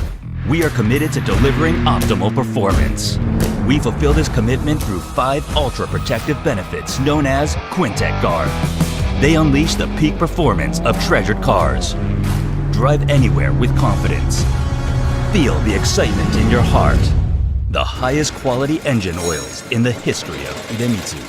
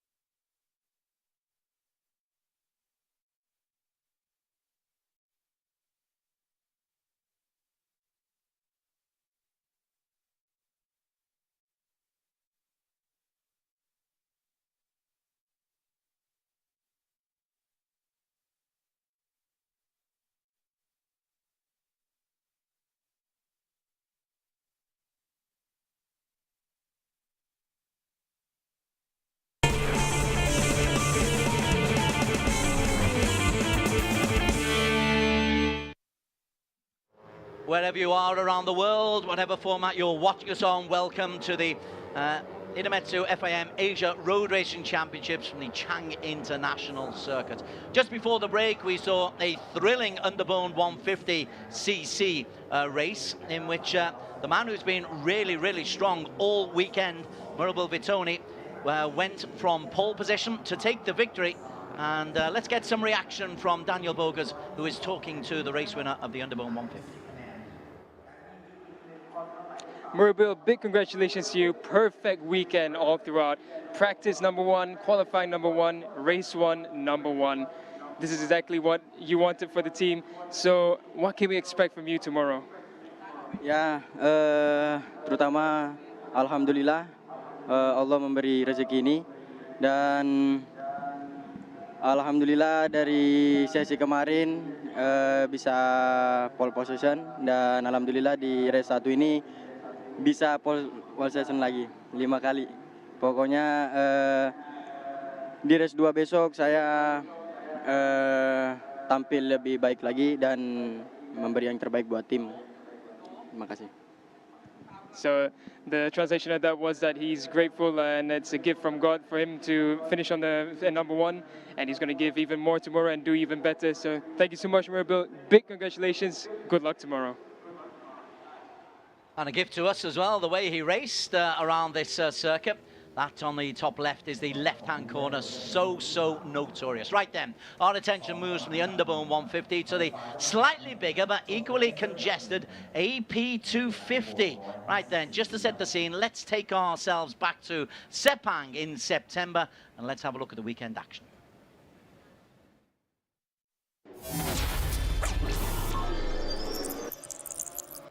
We are underway. Ramadeepa off to a steady start. Fairozi off to a flyer. We'll keep a close eye on that one. That's never a good sight. No flags out at the moment. Astro Honda from Yamaha Indonesia, from Herjan Atna up the hill on the back end of this circuit. Oh, and he's down. Fairozi is down. Fairozi, Turkotullah. That little group. Gary Salim drops down to P8. So we just have a temporary blackout. Ayoshi still leads the way. Ayoshi has led throughout this final lap. Is he able to hold off Herjan Atna and Kiandra? Ayoshi tries to get there. Ayoshi chases, and Ayoshi for 1/100th of a second clear of Herjan Atna Ferdhouse. Here they come, and I think he has. And we are underway. It's a strong start from Fairozi. Yeah, this is so interesting because he's got to stop it from high speed, which is difficult for the Kawasaki, and then he's got all that power to use up the straight. Ayoshi, the Japanese, leads the way. Kandra Hermawan, the wild card in for Yamaha Racing Indonesia. Vietnam leads the way at beyond 50% of the race. Fairozi in P2. Long sweeping corners these. Penultimate straight once again. Cal Vietnam from Sharafuddin Azman. His grip on championship contention, because he was so close to it before. If he's aware of the position of the main rivals there, Herjan is behind him. You'll know, of course, that Kiandra is out. Tries to come out once again. Ayoshi for the second straight race. Ayoshi beaten on the line. Thrilling stuff between Fairozi Turkotullah on the Yamaha and Ayoshi. The first race decided by 5/1000ths of a second. Can we expect something similar today, Barry Russell? We could. Well, Ike Ayoshi on that Kawasaki, so strong in Sepang, and he's been looking pretty good this time as well. Qualifying 5th, in the middle of the second row, so don't count him out. Here's the championship standings as it is, just 12 points separating Fairozi Turkotullah for Yamaha Racing Indonesia from the championship leader Herjan Atna, and they both in qualification have done well, but you've been particularly taken by the attitude and the body language of Fairozi. You think he's got something special lined up this weekend? Well, he's a few points adrift, as you can see there. He's 12 points adrift, and he missed one round because of a broken leg. He came back so strongly, almost like a fairy story comeback for Fairozi. He's so determined.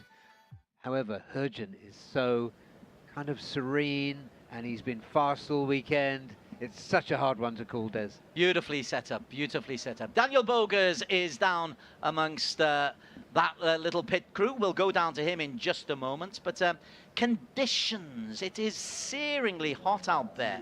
Now, I know it doesn't really seem to affect us, but it does. It must affect. The heat must come in as these races get a little bit longer. And this is a 10-lap race, a 46-kilometer race. That must have an impact on the races. Yeah, it does. You have to be fit. They've had 3 months to keep themselves fit, or not. All right, let's get some reaction, or let some thoughts ahead of the race. Daniel Bogers is in the searing heat down on the grid.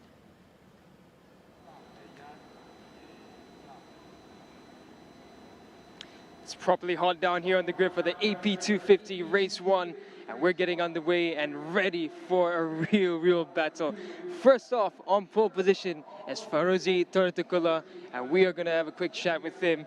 So Farozi, 12 points is the gap for you in the championship this weekend, and the Yamaha has been looking really good. Do you think you can run away from Herjan this time? Yeah, for this race, I'm stay focused, I'm enjoying, and for the championship, not far, but I'm focused. I can do it in this one. Look forward to it. Good luck. And we're going to have a quick word with Herjan, who is on his 3rd charge for the title. Herjan, it's your 3rd time fighting for the title, and they say always 3rd time's a charm. How do you feel about that? I feel I will do the best in this race and get the championship again. Thank you so much, Herjan. Good luck for this race. Very concise with the way he answers that. You can see the focus in Herjan's eyes. And we're going to have a quick chat with Aiki before he gets his helmet on. So, Aiki, championship battle is still mathematically possible. Do you think that the Kawasaki has what it takes for this weekend? Yeah, today qualify is good, better the machine setup and the suspension. So I'm looking forward to the race. I will do my best. Thank you so much, Aiki. Good luck. And as we're getting hurried off, back to Des and Barry. Good work, Daniel. Yes, very positive answers from all 3 of the races there. I'm looking at Herjan Atner, though. Herjan Atner, P3 in 2022, P2 last year. Astra Honda so strong in this category. It's going to be tough for the Yamaha and Farozi, and also for the guys behind them on the Kawasaki of Aoshi, who we saw, to really challenge the Astra Honda. Yeah, starting P4, as we'll see shortly, Pirapong Boonle, no less. He's going to be amongst there as well, and could be a championship spoiler. But all 3 of those championship leaders, Des, they've all had their misfortunes this season. Indeed. Here we are. There's a couple of potential spoilers. You mentioned Pirapong Boonle. There's also the Brazilian Humberto Neto, who's coming in P7. Looking forward to seeing if Humberto is going to muck with our heads when it comes to the sums at the end of this campaign. Again, just to remind you, Herjan Atner 1-3-2 points with 2 wins to his name this season. 1-2-2 points for Kiandra, who's recovered from injury, I'm glad to say. He missed the 2nd race in Sepang. He's got 2 wins to his name as well. And on 120 points, Farozi Torukadullah from Indonesia. And he is on 120 points, and he's got 3 wins to his name. So if it does go to count back at the end, there's a slight advantage to the man in 3rd place. Yes, indeed. Yeah, the number 36, as he gets away on his warm-up lap. Take a look at the grid. On pole position, Farozi Torukadullah for Yamaha Racing Indonesia, determined to knock the Astra Hondas of Herjan Atner Firdaus and Kiandra Ramadeepa off their perches on the front row of the podium. Leading row 2 is the 2019 Supersport 600 champion Pirapong Boonle, back in as a wild card. Next to him, Aiki Oshii took 2 P2s last time out at Sepang, and the brilliant young Indonesian Arai Gaska next to him. Humberto Neto, new name for all of us, for the TY Antares racing team in P7. Welcome to Brazil, first Brazilian I recall in this championship. Sharafuddin Azman, who's in P4, can't win the title, but the Idemitsu Bunchu Honda man will always be strong, alongside his teammate, the younger Irfan Heikel, Idemitsu Bunchu Honda. And down on row 4 is Cal Vietnam, who looked really strong all weekend, but didn't have such a good qualifying. Very crowded qualifying session. Kinsidar Tanachot in for Piawat Patumios for East NJT in 11th, and P12, Yuan Tonampu. In P13, you've got Emil Isdar Ezwan for Pits Bike One Way. Learning curve for him. Yun Hu Tri from Honda Racing Vietnam, and Warit Tong Nopakun from East NJT Racing Team. That is row 5. And his teammate, Washerin Subtamon, starts 16th. Next to him, Deandra Trehadika on the Motul Sniper Manual Tech Kawasaki, and Kamin Kinto for Idemitsu Honda Racing Team starts 18. Row 7, Wang Jiadong from Victor Racing Team is in P19, riding the Yamaha. A debut for Gusta Racing Indonesia's Johan Emmanuel. He's in P20, bike number 13. And Shun Cheng Jiang from TY Antara's Racing Team in P21 on bike number 14. On row 8, we've got Alfred Jacob Sablaya, who's on the SDG Team Hark Pro Honda. Mohsin Paramban for Idemitsu Honda Racing India. Inside of him, and starting 24th is Long Nan Zi. Gao Ji Ang from Team One for All on the Yamaha, bike number 73. Looks for experience at the tail of the grid down in P25. All on his own on row number 9. I thought so. Very much on the first 3 rows of the grid. Championship leader Herjan in P2 in the middle, bike 46. Mohammed Kiandra Ramadipa, the youngster, alongside him, bike 212. And the man who wants to take it away from Astra Honda, Fairozi Torkatula, bike 36. Lights are off, and it's a strong start in the middle from Herjan Atner. But it's Fairozi who just edges his way into the lead, into the first corner. Also coming strong, Pirapong Boonlert, and he's got himself up alongside both the man in P2 and P3. Strong from Pirapong. That was a brilliant start from Pirapong. Also, a good start from Herjan, who's got himself up alongside the leader as they come up to turn 3 for the first time. Pirapong is going to be a spoiler. You did call that very, very early in as Sharafuddin is there. Pirapong is forced to stand up, and there are 2. Now, is that one of the championship leaders? I'm trying to see it. Is it one of the Astra Hondas? It is. But which one? I think that's Herjan. 65 is Cal Vietnam. Gosh, the colours there and the lights were awkward, and one of the Yamahas is out as well. But on the first corner, that is a nightmare for Cal Vietnam, and trying desperately hard to get on. I'm pretty sure it's Arai Gaska. Oh, it's Pirapong. Pirapong. Ugh. The spoiler spoiled. Indeed. And it is a long way back, and in the meantime, look at that, the Kawasaki, Abayaki Iyoshi. He must be seething after the 2 tight finishes that he lost on both occasions in Sepang. He didn't get the best start this time either, but he's made his way back up during the course of this first lap. He's in P2, and Fairozi is in P3 with Yandra Ramadipa in P4. Beyond them, Van Heikel, Idemitsu Bunshu Honda is in there. Ramadipa goes on the inside, and Fairozi, as we come through the first of 10 laps of the track, Herjan Atner has a lead of close to a second from Kiandra, Ayoshi, Fairozi, and Kitsada Chanachop. Well, we were talking about a spoiler. We weren't talking about Kitsada being a spoiler. No, we weren't, but he is looking good. Placement rider for Piawat Patumios. But that's a remarkable first lap from Herjan Atner. Let's remember, he's carrying 2 rope cuts, so that's 1,000 RPM off his top revs, and he's also one of the biggest riders in the class as well. I mean, he's really a 600 size rider now, and he's somehow managed to get himself a 1 second lead. But the problem is that equalising, it's not a penalty, it's the equalising rules. You do well and you just suffer the consequences. But Yandra Ramadipa, who isn't a 600 rider, he's not that big. He will grow into it, but he's holding into P2 at the moment, and Fairozi is tracking him. And he's got Arai Gaska in front of him, his teammate, who's been a bit quiet this weekend by his standards. Arai is 38, Fairozi is 36. Arai first came to our attention in Mandalika last year. Oh, we've got a problem there. There was a hand up from Watcherin Timon.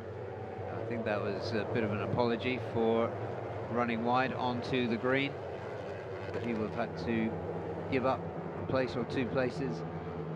Kawasaki seems to have lost a little bit of ground. It was looking good for Ikeyoshi at the end of the first lap. But there is Araya Gaska as they come through into turn number 12. And it's Astra Honda leading the way, Yamaha in 3 and 4. 36, Fairozi. He's the one who's got the best chance of knocking Astra Honda off the top 2 positions in the championship standings. 2 of 10 laps have gone. Astra Honda leading the way. Now Astra Honda, do they think team tactics? Do they think we make sure one of us wins this and Ercan's got the best chance? Or does Kiandra think, listen, I'm at the start of my career, I'd love a title to kickstart a brilliant career? I doubt. I really doubt whether they have team orders. And Yamaha Racing Indonesia along with them there. Araya Gaska moving through. Ferozi trying to follow him and not quite making it that time. All right, Agaska. Doing well. Just behind them is Irfan Heikel for Idemitsu FIM Honda. Very different lines coming down that second long straight. Ramadipa has the lead from Herjan Atna. 36 is Fairozi. Yes, this is going to be like this, I feel, until the final corner of the final lap, unless the Kawasaki of Ayoshi can get a little bit closer. Unless Humberto, who's begun to make a little bit of a move, as Humberto, bike number 99.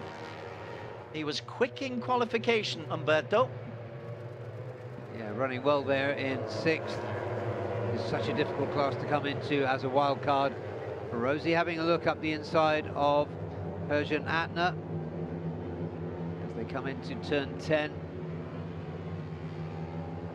Ramadipa looks such a neat and tidy rider, doesn't he? Yeah, he Arms tucked in, everything neat and tidy about him. Probably tucks his shirt in as well.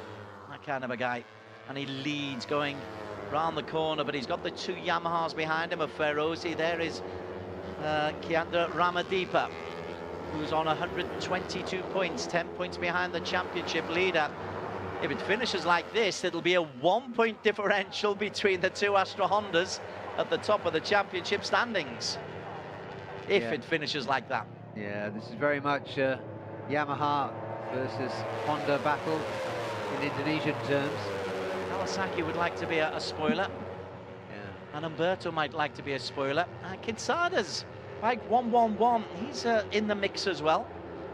Yeah, it's one of the better race performances we've seen from Irfan Heikel as well, who hopefully has shaken off his injury and perhaps some confidence issues that he had earlier in the season. Tell you what, every class in this Asia Road Racing Championship is hugely competitive. And you're just seeing another example here, AP250. We will be going into the final race of another season, not knowing who the champion will be, and that is an indication of a healthy competition. Yeah, it most certainly is. It's Honda Yamaha at the moment. Ercan Atna, 3-2-1 in the last 3 seasons. 3rd in 2022 in this category. 2nd last season in this category. Championship leader, bike number 46, and race leader at the moment. But Fairozi, fastest in qualification, is close to him. Humberto's moved through. Ikeoshi's got the fastest lap. Number 99 is moving up. Yeah, this group that are just behind the front 4 doing well to keep up. I do think they're catching them. Ikeyoshi is there, Humberto is there. Irfan Heikel just behind them. Talking to the riders beforehand, how would you deal with corner number 12? Leave your braking as late as you possibly can, is the answer that seems to be coming from everybody. And then just try to hold on and accelerate out of that corner. It's beyond a 90-degree angle. Yeah, Ikeyoshi had a bit of trouble muscling that Kawasaki, which is about 15 kilograms heavier than the other bikes, through turn 12. Lost some ground there. Neto on 99 moves into P2, the Brazilian. We have never had a Brazilian lead in any of the 27 previous editions of the Asian Road Racing Championship. He's now on the tail of Ercan Atna, championship leader. Araya Gaska behind him. Then it's Ramadipa Ferozi and Kitsuda. Tada's really proving to be a thorn in the side. It's a 10-lap race, so still plenty can change. 1, 2, 3, 4, 5 come round this bank left hand. There's the Kawasaki of Aoshi. He's not far away. He needs the straights, Aoshi. I'm expecting to see a little bit more out of him. Fastest lap from Aoshi last time out, and he's also got the top speed of just under 200 kilometers an hour. Yeah, and shout out to Humberto, because first time into the championship, he's not on one of the factory-supported bikes, such as we've seen in Astra Honda and with Honda Racing Thailand. That's a Chinese team that he's riding for. He was brought in by Shen Jiang. Number 40, regular rider here. It's a really good move by him. But he's made a name for himself in the Yamaha R7 series. Number 99 will go through in 4th place at the midway point of this race. Herjan Adner leads from Kiandra. Astra Honda leading from Araya Gasca. Umberto will be in 4th. Ferozi in 5th. Behind them, Kitsada's not out of it. Aiki Yoshi's not out of it. Irfan Heikel's not out of it. And even, of course, the Vietnamese team. Cal Vietnam dropped out earlier on, or crashed out, but his teammate, Hu, is still in there. Yeah, this has been a good weekend for Hutri. 1.3 seconds off the leader there. Kiyoshi trying to go in wide to turn 3. Even Sharafuddin Azman, who I like very much, in 11th place at the moment, the Malaysian. Yeah, he's only 1.6 seconds down. Yeah, he's been in Irfan Heikel's shadow this weekend, surprisingly. On to P8, bike number 41, as we look at the Yamaha Racing team. They look on the screen.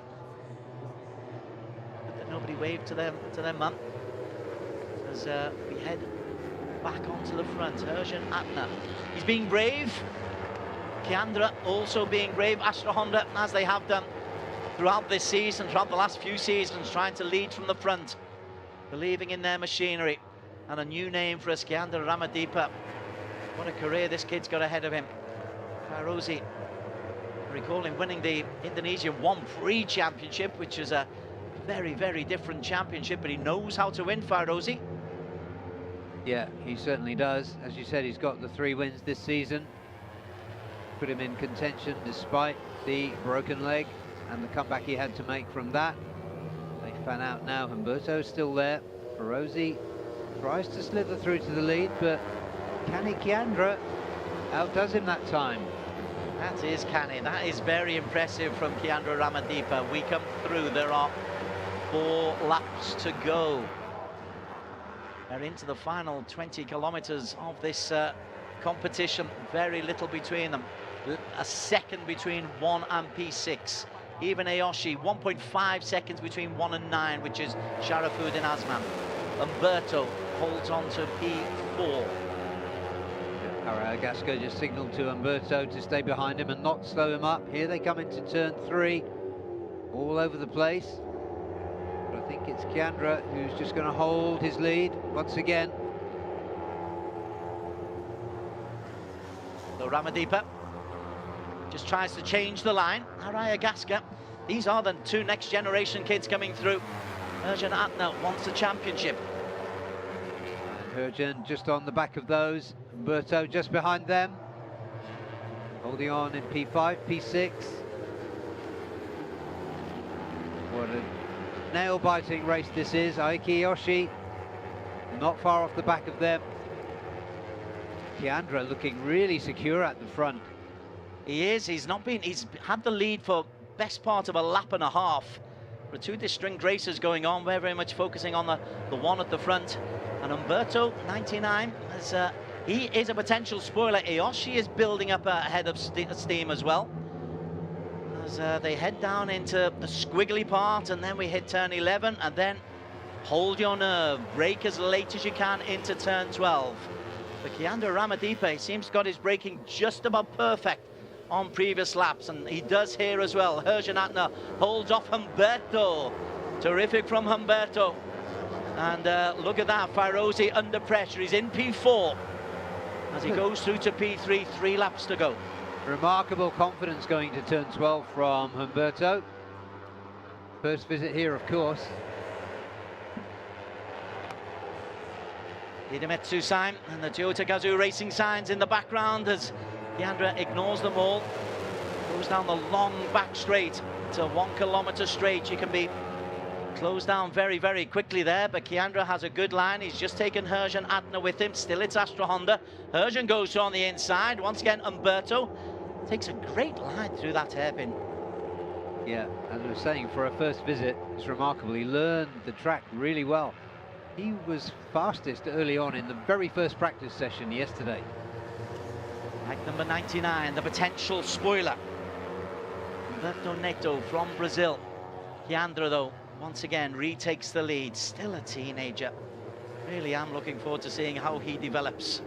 Really looking forward to seeing if he can take the this championship, because he's still one of the genuine contenders. Yep, again, confidence from Humberto on that Chinese TY Antares Honda. Kawasaki of Ayoshi still tries to get in a little bit. Kitsada is still a potential spoiler. Remember the wild cards? If they pick up points, it deducts the opportunities for the likes of maybe Fairozi to pick up valuable points on the top two. And there is one of those wild cards, Umberto, bike number 99. At the moment, he's taking 20 points. Yeah, and he's taking 4 away from Herjan as they approach then. There goes Araya Gaska, 15-year-old for Yamaha Racing Indonesia. 2 laps to go. Kiandra Ramadipa has the lead. Fairozi down in P6. It's only a second down, but he's been losing a little bit of ground lap after lap after lap. And Kitsada's got ahead of him. And this is a little bit concerning for Yamaha and Fairozi Torikatula. Yeah, it'd be much better if he was where his teammate was.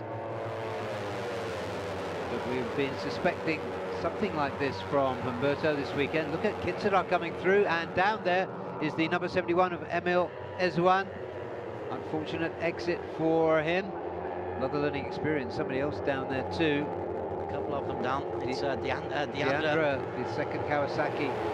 They're in a second group, just going a little bit, and it's corner number 12. Takes another. Ooh, that is serious air. Yeah, hopefully that bike doesn't catch up with him. Yeah, he's onto the gravel. Yeah, he'll be heavily winded from that. Unfortunate for Emil. It wasn't his fault. He was taken out there by Deandra. Emergency crews there very, very quickly. Somebody went very, very wide. Now, who has gone wide there? It was one of the Hondas. Just trying as they look through. Well, it's not. I think it's Umberto who went wide. Umberto was pushed very, very wide, and it may well have cost him the opportunity there. Bike number 99 no longer in the reckoning. Yeah, he went wide, and so one spoiler is out of the equation. Garafudin trying to make his way back up, but it's going to be too late for him. Fairozi still in contention, but he's really got a battle on his hands with his teammate Araya Gaska and Kitsada and Aiki Iyoshi. They come through. Ramadipa takes the lead, still has the lead, still looks good, but Fairozi is looking a little bit more assured now. We're into the final lap. Fairozi into P3, half a second down, bike 36. He's the one who really needs to make a charge. Herjan Atner 46, remember, he has the championship lead. He's the man in control of this weekend, providing he can stay ahead of the Yamahas. These positions would shrink, well, with half his advantage to 5 points. If it stays as it is, which it probably won't. Araya Gaska comes in to spoil the little bit of fun that Fairozi was happening. Ramadipa goes wide, has to really get that shoulder close to the tarmac, and did well. Herjan Atner holds on as well. It's the Astra Honda 1 and 2, Yamaha 3 and 4. The spoiler potentially from Kitsada in 5. Oh, this is building up, Barry Russell. This is a crucial plunge down towards turn 4. Let's watch them through here. Herjan Atner comes through to the front and crucially gets into the tighter section of the circuit, which starts at turn 5 in the lead from Kiandra, from Araya Gaska and from Fairozi Torikatula. Astro Honda in control. Iyoshi isn't too far behind. Look at that, Kitsada's there, bike 111. Aoshi, has he got the speed coming into the final couple of corners? You've got the two right-handers and then the left, and then you've got the sprint for home and the final corner. The battle for first, Kiandra 2-on-2 and Herjan Atner, bikes 46. They're holding on. The teammates from Astra Honda, and Kiandra Ramadeepa is looking to try to pick up what would be his third victory of the season. Into the final corner, 46 is Herjan Atner. Look at that, Fairozi on the inside. Can Fairozi hold on? Fairozi Torikatula in the Yamaha. Oh, it's a sprint for the line. Fairozi loses it. I think as they went over the line, he and Kiandra are level pegging. According to the official score stats, we've almost got identical times between Fairozi and Kiandra Ramadeepa. Behind them, you've got Araya Gaska from Herjan Atner. Oh, we are going to have the tightest of tight photo finishers once again in AP 250. To my eye, Kiandra crossed the line first. I should have been looking out of the window at the line instead of at the TV. He believes it, he believes it. The official scoring stats have them dead equal. But this photo finish, I think you're right, Barry Russell. But I was wrong in Sepang, went 5,000 of a second, separated Aoshi. There they go, and you're right, that's Kiandra Ramadeepa. He's got the lead, and the lead, oh, but look at that, Fairozi is pulling, but Kiandra Ramadeepa, fight 2-on-2, crosses the line in first place. It'll be maximum points for Kiandra Ramadeepa.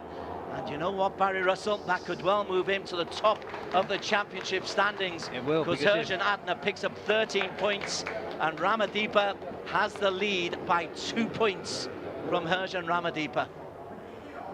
Yeah, Kiandra missed out in race 2 in Sepang, scored no points there, and he's made it up now. He's the new championship leader. Fairozi keeps himself in contention. Race result under photo finish, but I think it was quite clear. Rifudin Asman going through there. He finished behind his teammate Irfan Haikal. Aiki Yoshi was 6th. Kitsada, great race from him for East NJT Racing Team. That could be their best result of the season. He came in to replace Piawat Patumios, and he's done a fantastic job. Humberto Cesar, in other circumstances, we'd have said the Brazilian wildcard had done really well in this race to finish 10th, but slightly disappointing given that he was battling for the lead. He was just pushed out on that final lap, wasn't he? He missed it. Kiandra knows he's won it. He knows he's won it. And it's been confirmed by race direction. It's tight. It's not as tight as what we had in Sepang, which was 5,000 of a second. Yeah, but hardly a walkover. So the championship remains really finely poised. Well, it's 7 points between first and third. Kiandra will be on 147 to be confirmed. Herjan on 145. Fairozi on 140 going into the final race of the season. Be still lie beating heart. And yet another championship that has tightened. Love it. Again, we're waiting final confirmation of the result standing. And as the racers go back, Daniel Bogas will be trying to get some kind of reaction, but yeah, the Indonesian flags are there. Thanks are being given. Yeah. What a championship, Barry. What a championship. It's fantastic, yeah. Came in with a 12-point difference between the top 3. Now there's a 7-point difference. Just take a few pills before the beginning of race 2 tomorrow.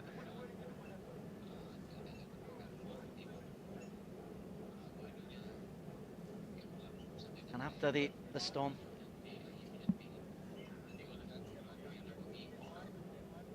I think we can head down towards Daniel just to get reaction. Calmest kid out in the block there is Kiandra Ramadeepa. What's all the fuss about, he says? I went by a couple of thousandths of a second.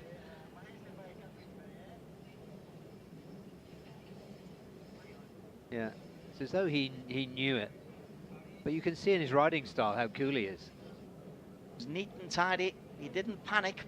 When Fairozi ducked on the inside of turn number 12, he didn't panic at all, just took the racing line. And as Fairozi tried desperately to hold on to his grip as his back wheel went away from him, Ramadeepa had the better drive out of turn number 12, as we'll see in the highlights in just a couple of minutes' time. Big scrum, once again, the social media getting their worth out of all of the racers. And look at that, Fairozi, the first one there to congratulate Ramadeepa. Yep, this has been good for him. He's got himself closer to Hergen, to Ramadeepa. Okay, let's go down to the Parc Ferme.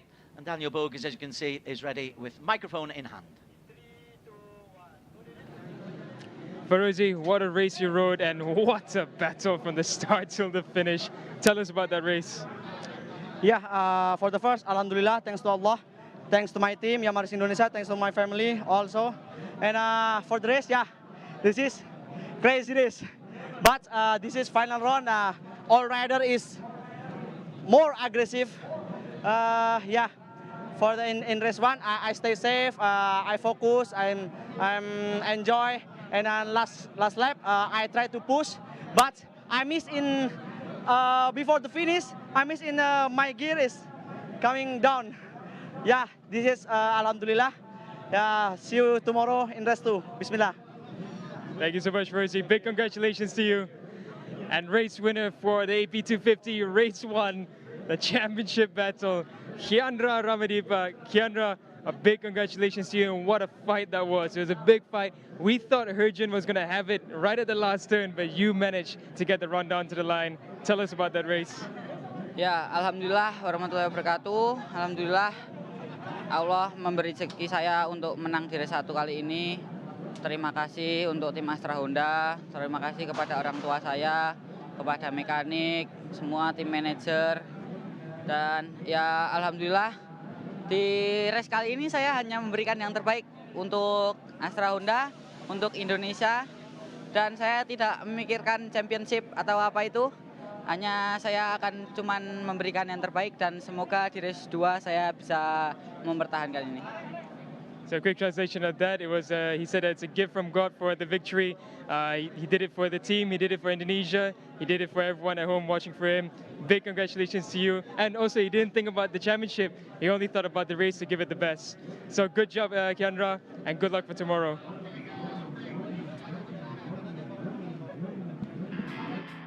Best of an exceptionally good race in the AP250cc. Fairozi Torikatullah has been fastest in qualification, all of his calmness at the end of this race. Yeah, he did, and that meant a lot to him. He had figured it out, exactly what it meant. Could be the champion tomorrow, but there was a lot of action. Well, that is a lot of air, that. Yeah, that was the unfortunate Emil Ezwan being taken out by Deandra Trihadika. Second of the Kawasaki's. The first Kawasaki, Yoshi, once again was competitive without being able to really get there. Then into the final lap. This is the final corner. You think 36, Fairozi has done enough there, but he just can't hold it. He loses the grip, and Ramadeepa has the perfect line, and in the sprint to the line, the victory goes to the Astra Honda man, and with the victory also goes the championship lead. Look at that, Araya Gaska and Ramadeepa punching each other in joy. They've loved that race, which is so obvious to all. Ramadeepa, despite the photo finish, I think to the naked eye, you called that very early, Barry Russell. Yeah, it was a clear win in AP250 terms. It was a clear win, half a wheel. So Kiandra Ramadeepa takes his 3rd win of the season and will also put himself to the top of the championship standings. Arai Agaska.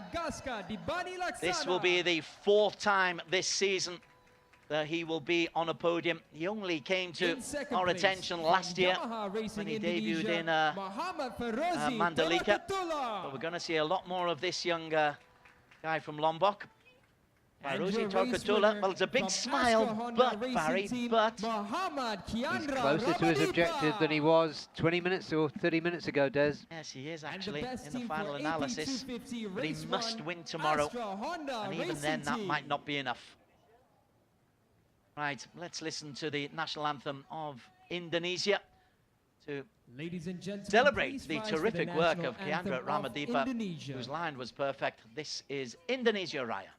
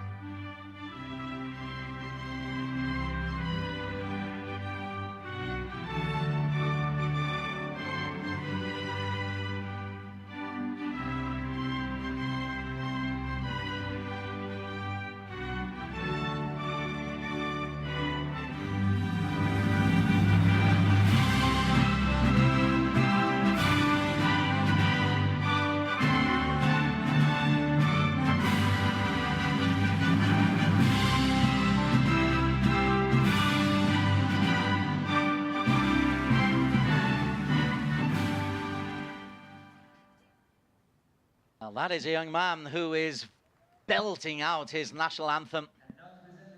There is a lot of good going on in the world of sport in Indonesia, and it's the likes of youngsters like Kiandra who are really making it happen. Our big thanks to Mr. Toyokazu Handa, the Managing Director of Idemitsu FIM Asia Pacific. He will be handing out the awards. And Indonesia really are dominating the leaderboards in this. Idemitsu, such strong supporters of the Asian Road Racing Championships. Always happy to give them an extra thumbs up with appreciation for their work in supporting this fantastic championship. From Indonesia, Absolutely. Muhammad Kiandra Ramadipa. And now to present the team award, The team we would award like to invite Mr. will be Tongchai Wongsawan Mr. Tongchai Wongsawan, FIM Asia, to hand it to Astra Honda Racing. And Astra Honda Racing, well, let's not forget that they had a champion last year. In fact, they had a 1-2-3 rest year. Reza Danica and Peter Eger stepped up to 600. Herjan Atner said, I want one more chance to win it. Previous season, they were second, third, fourth. So this is Astra Honda Racing will consider this to be their property. Ladies and gentlemen, And at the moment, Kiandra Ramadipa has taken this victory. The Yamaha's pushing them hard, though. Yamaha Racing Indonesia in 2 and 3 from Fairozi and Araya Gaska. When we move to the overall championship standings, Barry, you're quite right. It is wonderfully close. 2 15-year-olds on the podium there, Des. Fantastic. As you were saying, the way this talent's coming through from Indonesia. They have a world champion this year too. Aldi Satya, of course, yes. We used to feature heavily. Right then, ARC AP 250s. Kiandra, 2 points clear of his teammate Herjan Atner. Another 5 points clear of Fairozi. Ayoshi, 108 points. Gosh, I do believe his performances deserve more than that. Sarafuddin Azman, 108 points. Araya Gaska moves beyond the century into P6. Cal Vietnam crashed out today, but his season highlights profile will be quite fun. He's crashed out today. Warit Tongnopakun from East NJT Racing on 67 in P8. But look at that, 7 points between first and third, with wild cards coming into the equation tomorrow as well. Oh, let's take a quick intake of breath. And what we move on to next is another big contest. It's the big boys. It's the Supersport 600cc, and it's Thailand who are looking to put themselves in pole position into the championship. The Supersport 600 comes up next in the Asian Road Racing Championships from Buriram in Thailand.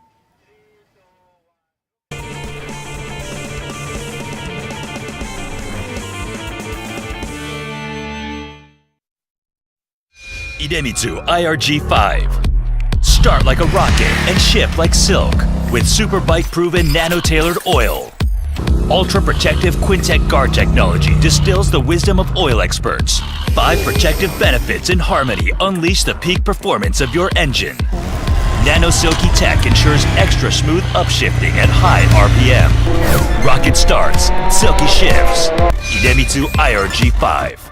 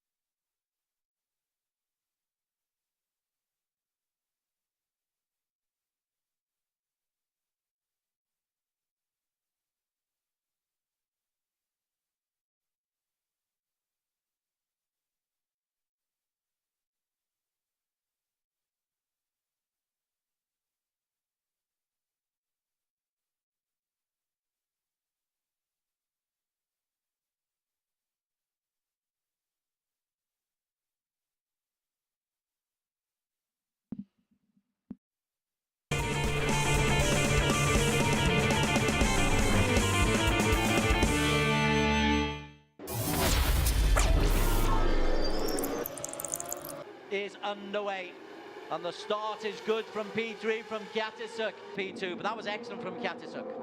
Yeah, and he's going to attack. Yes. Yes, as you were saying that. That was one of my most pathetic rhetorical questions. Helmi Asman will also want to attack. Tanat comes in to the pits right in front of us. Now at the halfway stage. There is P3, Azroy versus Kiatisak. Even at that young age, was not going to give way to Azroy Hakim Anwar then. He had the racing line. So Azroy knows he's going to have to make a really clean, decisive move to get that podium position. Helmi Asman comes through. He's been able to withstand the pressure. A little look over the shoulder. Helmi Asman wins race 1 at Sepang. Apiwat Wangtananon increases lead. Kiatisak will get back-to-back podiums for P3 ahead of Azroy Hakim Anwar and Veda Ega Pratama. Flying start from 1 and 3. Kiatisak got off to a really good start, as did Apiwat Wangtananon. The lead each time within a corner. It's been clawed back by Apiwat Wangtananon. So that's really intriguing as Apiwat gets shuffled back to 3rd and just in front of his teammate, who for the first time this season looks as though he's going to threaten him. Certainly does. And that's good for Yamaha. To the front. Adananta. He won at Mandalika. He's had 2 P3s at Mategi and at Buram. And a P2 in Thailand. Azroy Hakim Anwar under pressure from Adananta, but Azroy Hakim Anwar, win number 3 of the season for Azroy Hakim. Adananta 2, Vedega 3. That's a really good performance from Azroy. The Malaysian flag was flying high in Sepang. It's been a difficult season for Azroy Hakim Anwar and Helmi Asman, but they both picked up wins at Sepang, but they are a little bit out of the reckoning in the Supersport 600cc going into the final 2 races of the season. This is the Supersport 600 Chang International Circuit, and as we get ready for the start of this race, the real stories here. Barry Russell. Apiwat Wangtananon is the man who's got the championship lead. He's not quite on great form, but I want to talk about other ties. The return of Ratapong Guilarot, a former champion, after a long time out with injury, and also Tanat Leongplio, who, although he's in mid-table, he's put in some sterling performances in qualification so far. Yeah, both those Honda Racing Thailand rookies, Tanat and Kiatisak, have been improving throughout the season, and it really reached a crescendo with Tanat grabbing pole position this morning. Let's go and have a look at some of the best of the highlights from qualification that we've just gone through. And Barry was commentating on our Facebook feed earlier on today. Talk us through the best of the highlights, Barry. Well, this was quite a session. There was a gentlemanly start, as you can see there. And there were some ups and downs. There were different tactics.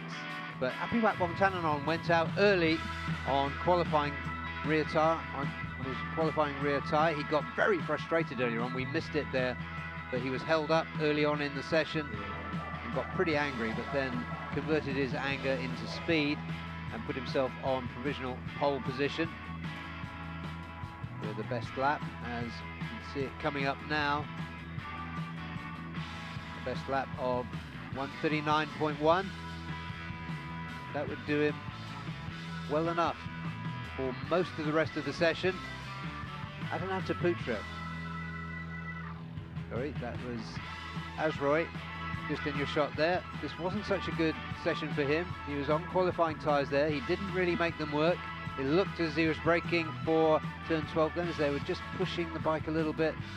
He wasn't comfortable on the qualifying tyres, so he would slip down the order. Got to the midway stage, there were still plenty of qualifying tyres to come out. And there was Ratapong Willarot. He was fast from the start yesterday. He had a massive crash in which he thankfully was uninjured, but his bike was totally destroyed. He came back, got into free practice 3, and was looking really strong in today's qualifying session. He went out early on race tyres, came in later with qualifying tyres, and he came through with the 1:38.7. Just improved it this time around, but it was Tanat Longbeao, just as we thought. Ratapong had grabbed pole position because Tanat lost control of that bike, but he was fast enough across the line to grab pole position. So there are 3 ties starting from the front row this afternoon. Okay, let's go down to the pit lane after that. Thanks, Barry, for the qualification highlights.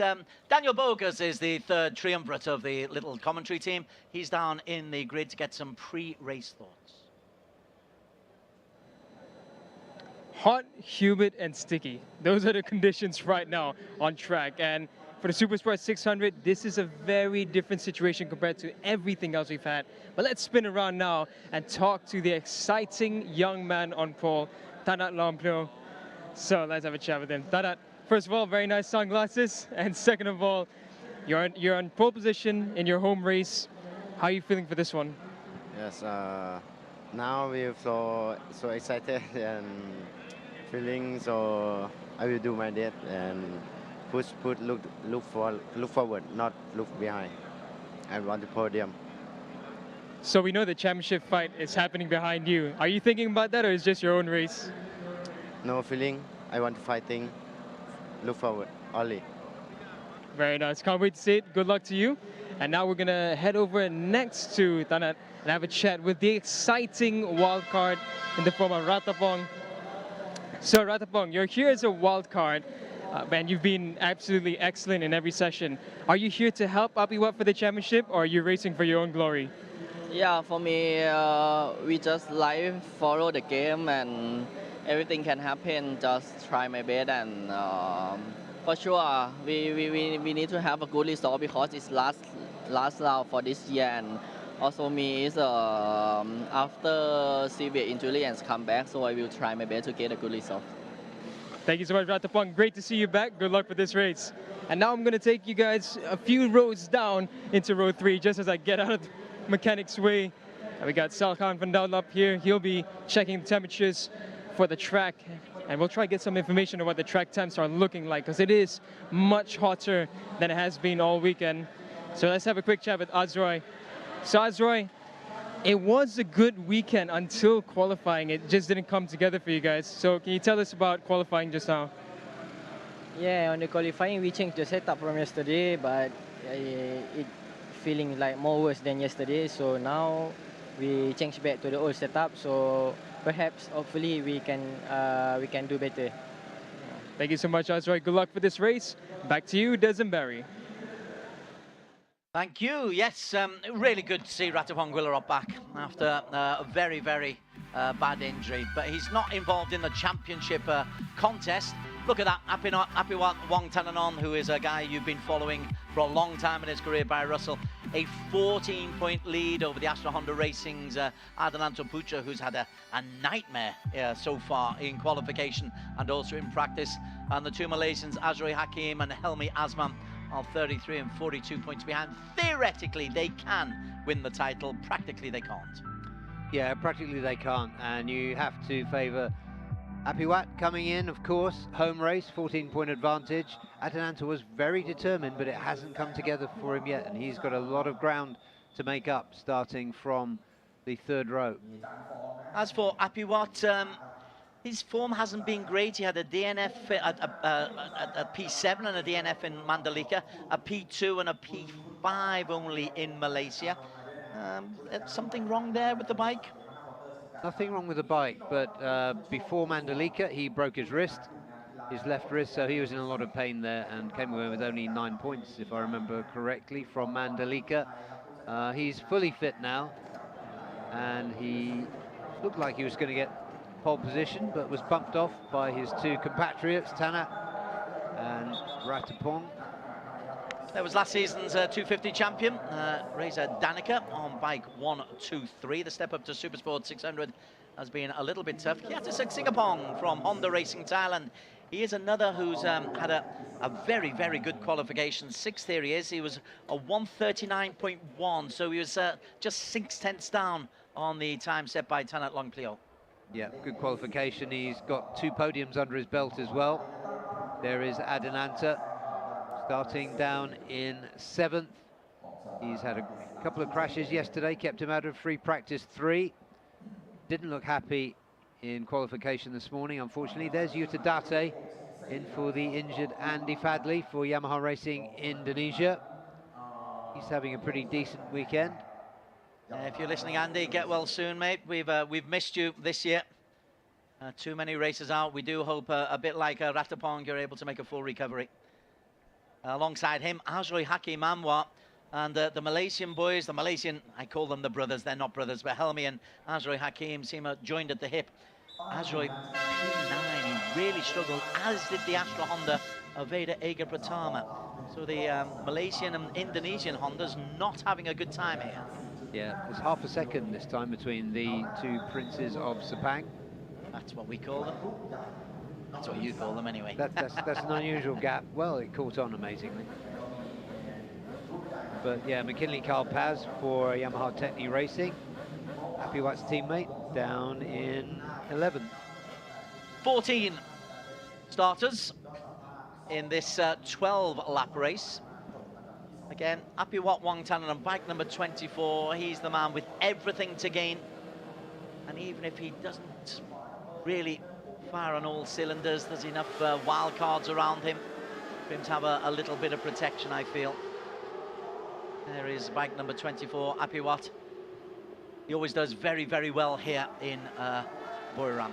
Front row of the grid, though, it is all Thailand. Tanat Longplao, his best performance for Honda Racing Thailand on P1.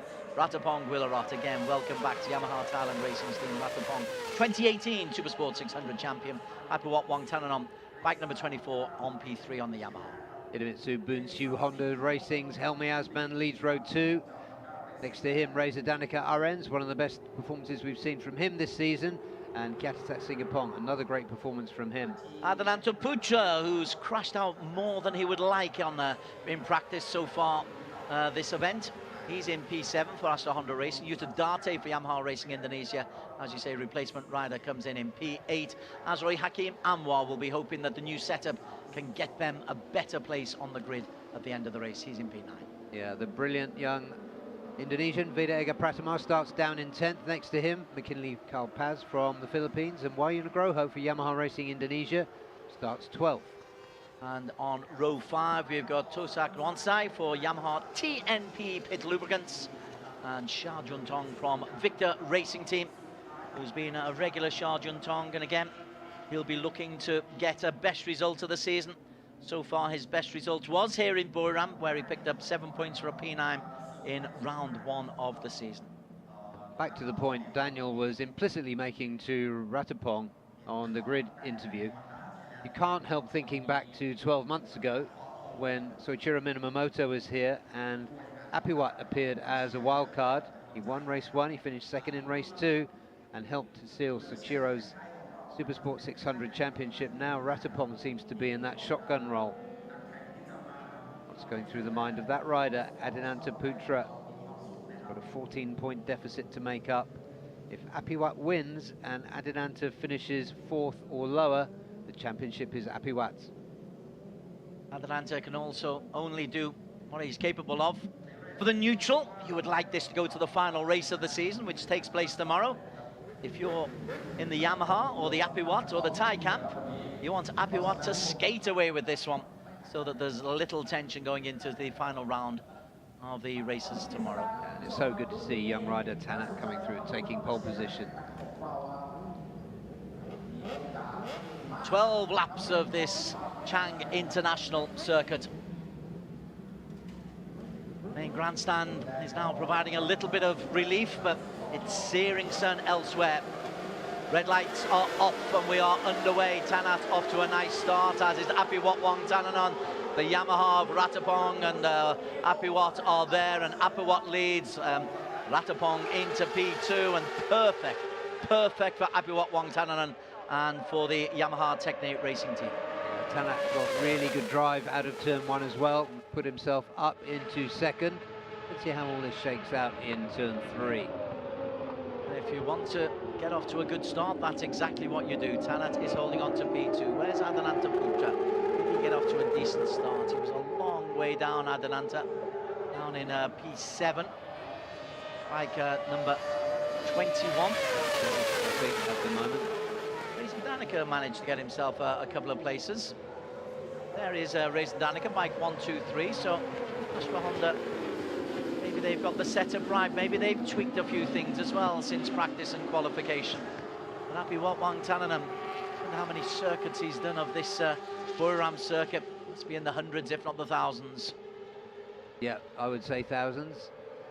Reza Danica up there. He's just alongside Tanat. There's 21, Adinanta Putra, got himself up into P4.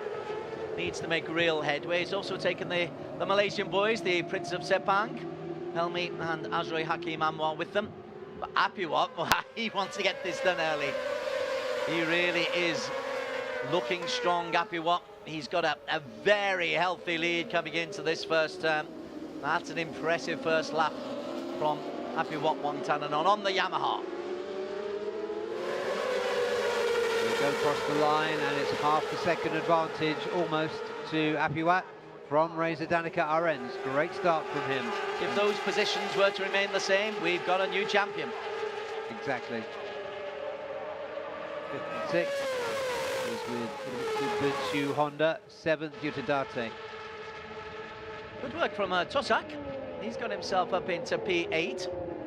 Tosak on the Yamaha. Yamaha just seems to have the right setup in this category. Yeah, BRIC champion Tosak doing a pretty good job at this level. Reza Danica getting after Tanat, and Adinanta up into Adinanta 31 or 21. 21 would got himself up yeah, into. Yeah, it is Adinanta. Yeah. Still hanging in there, Adinanta Putra.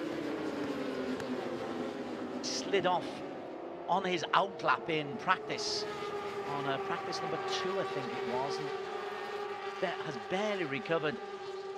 Did well to put a decent time in qualification, but Adinanta Putra, we know he's a fine racer, and he's got his Astra Honda teammate ahead of him, Reza Danica. Well, we were talking about team tactics between Ratapong and Apiwat. Maybe team tactics will come from Astra Honda. Could do. Ratapong is further off the pace than we've seen him this weekend. 2 seconds down. He's made a big mistake, and so he's down in P11, Ratapong Guilarat, but as they come through at the end of the second lap, oh, he holds on just. Reza Danica, that was a real squiggle of the back wheel. Yeah, that was it. That would have, he felt that all the way through his shoulders. Adinanta up to P2 now. He's really making a race of it, Adinanta. And the Asman also got himself up into P3. The Bunchu Honda boys, they had a nightmare here in Buriram in round one.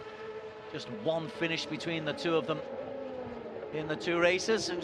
Reza Danica goes miles wide. So late on the brakes, just manages to claw himself back in time, but drops a couple of places into P5. Ratapong is coming back up, getting closer to the race leaders. Yeah, good work from Adananta after a poor outing so far this weekend. Tanat in third.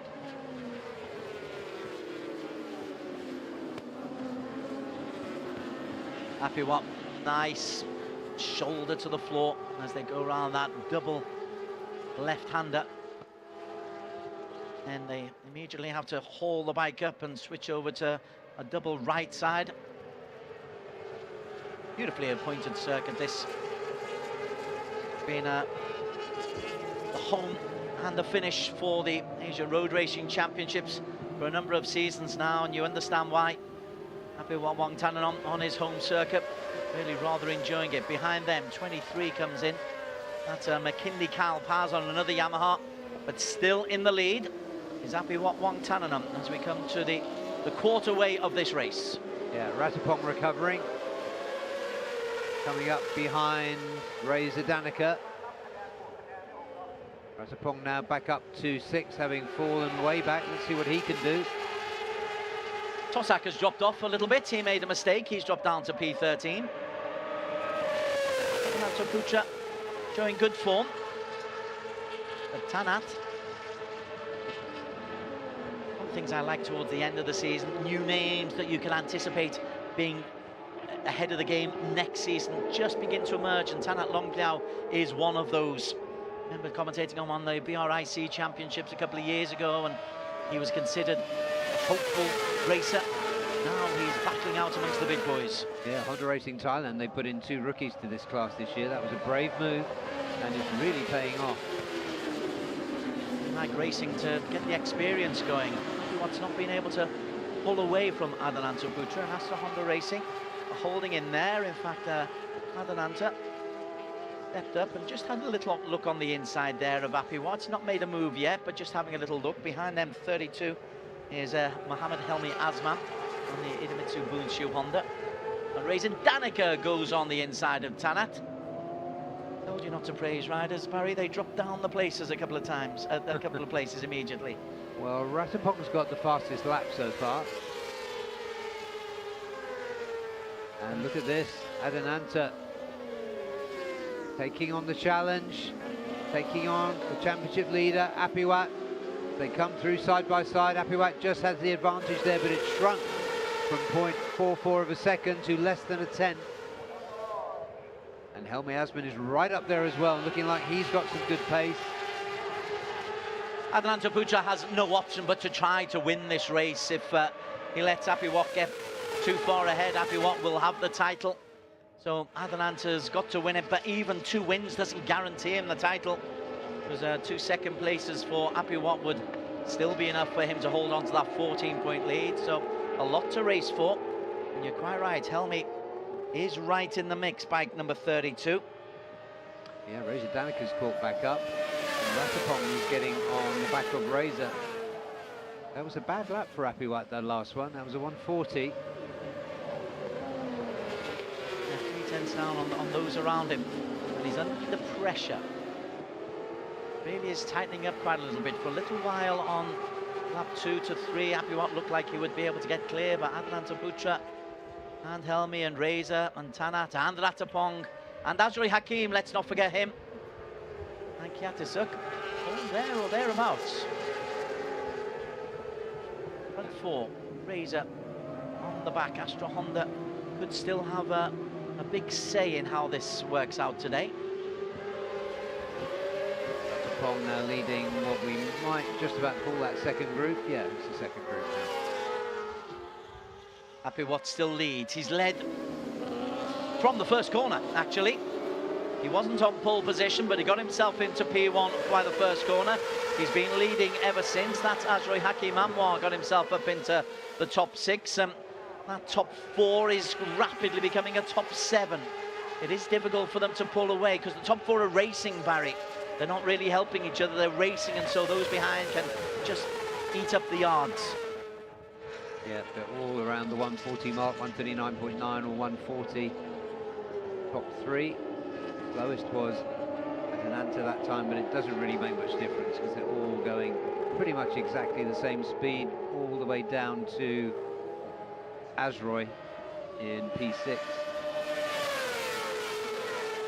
Cossack and Shah Jun Tong are the only ones really off the place. Ryan Agrohum, even Vader Ager's struggling a little bit today.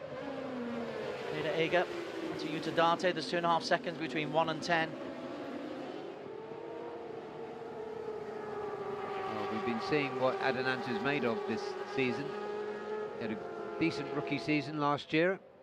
Shaky start, but then improved, and this season he's been getting better and better from the off. 1 win, 2 seconds, 2/3, 3/4. Very respectable from Adenanta Putra. Is it good enough though to hold off Apiwat Wangtananam, who's got 3 wins and 3 seconds?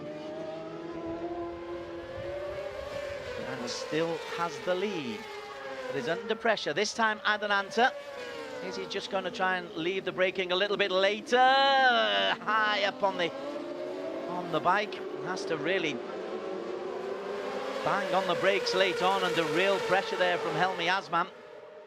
Yeah, Helmi having a good look here. Yeah, Helmi's got something left. And Reza Danika's got something as well. Reza Danica we've been hoping to see since he stepped up from AP 250s. Coming into turn 3 now. Gliding their way in, all pretty much on the same line. Attapong Willarot is back in after that bad lap, third lap. He's slowly but surely worked his way back into the top 5. Looking good, Ratapong Willarot, number 56, former champion. Yeah, in a way, far too long.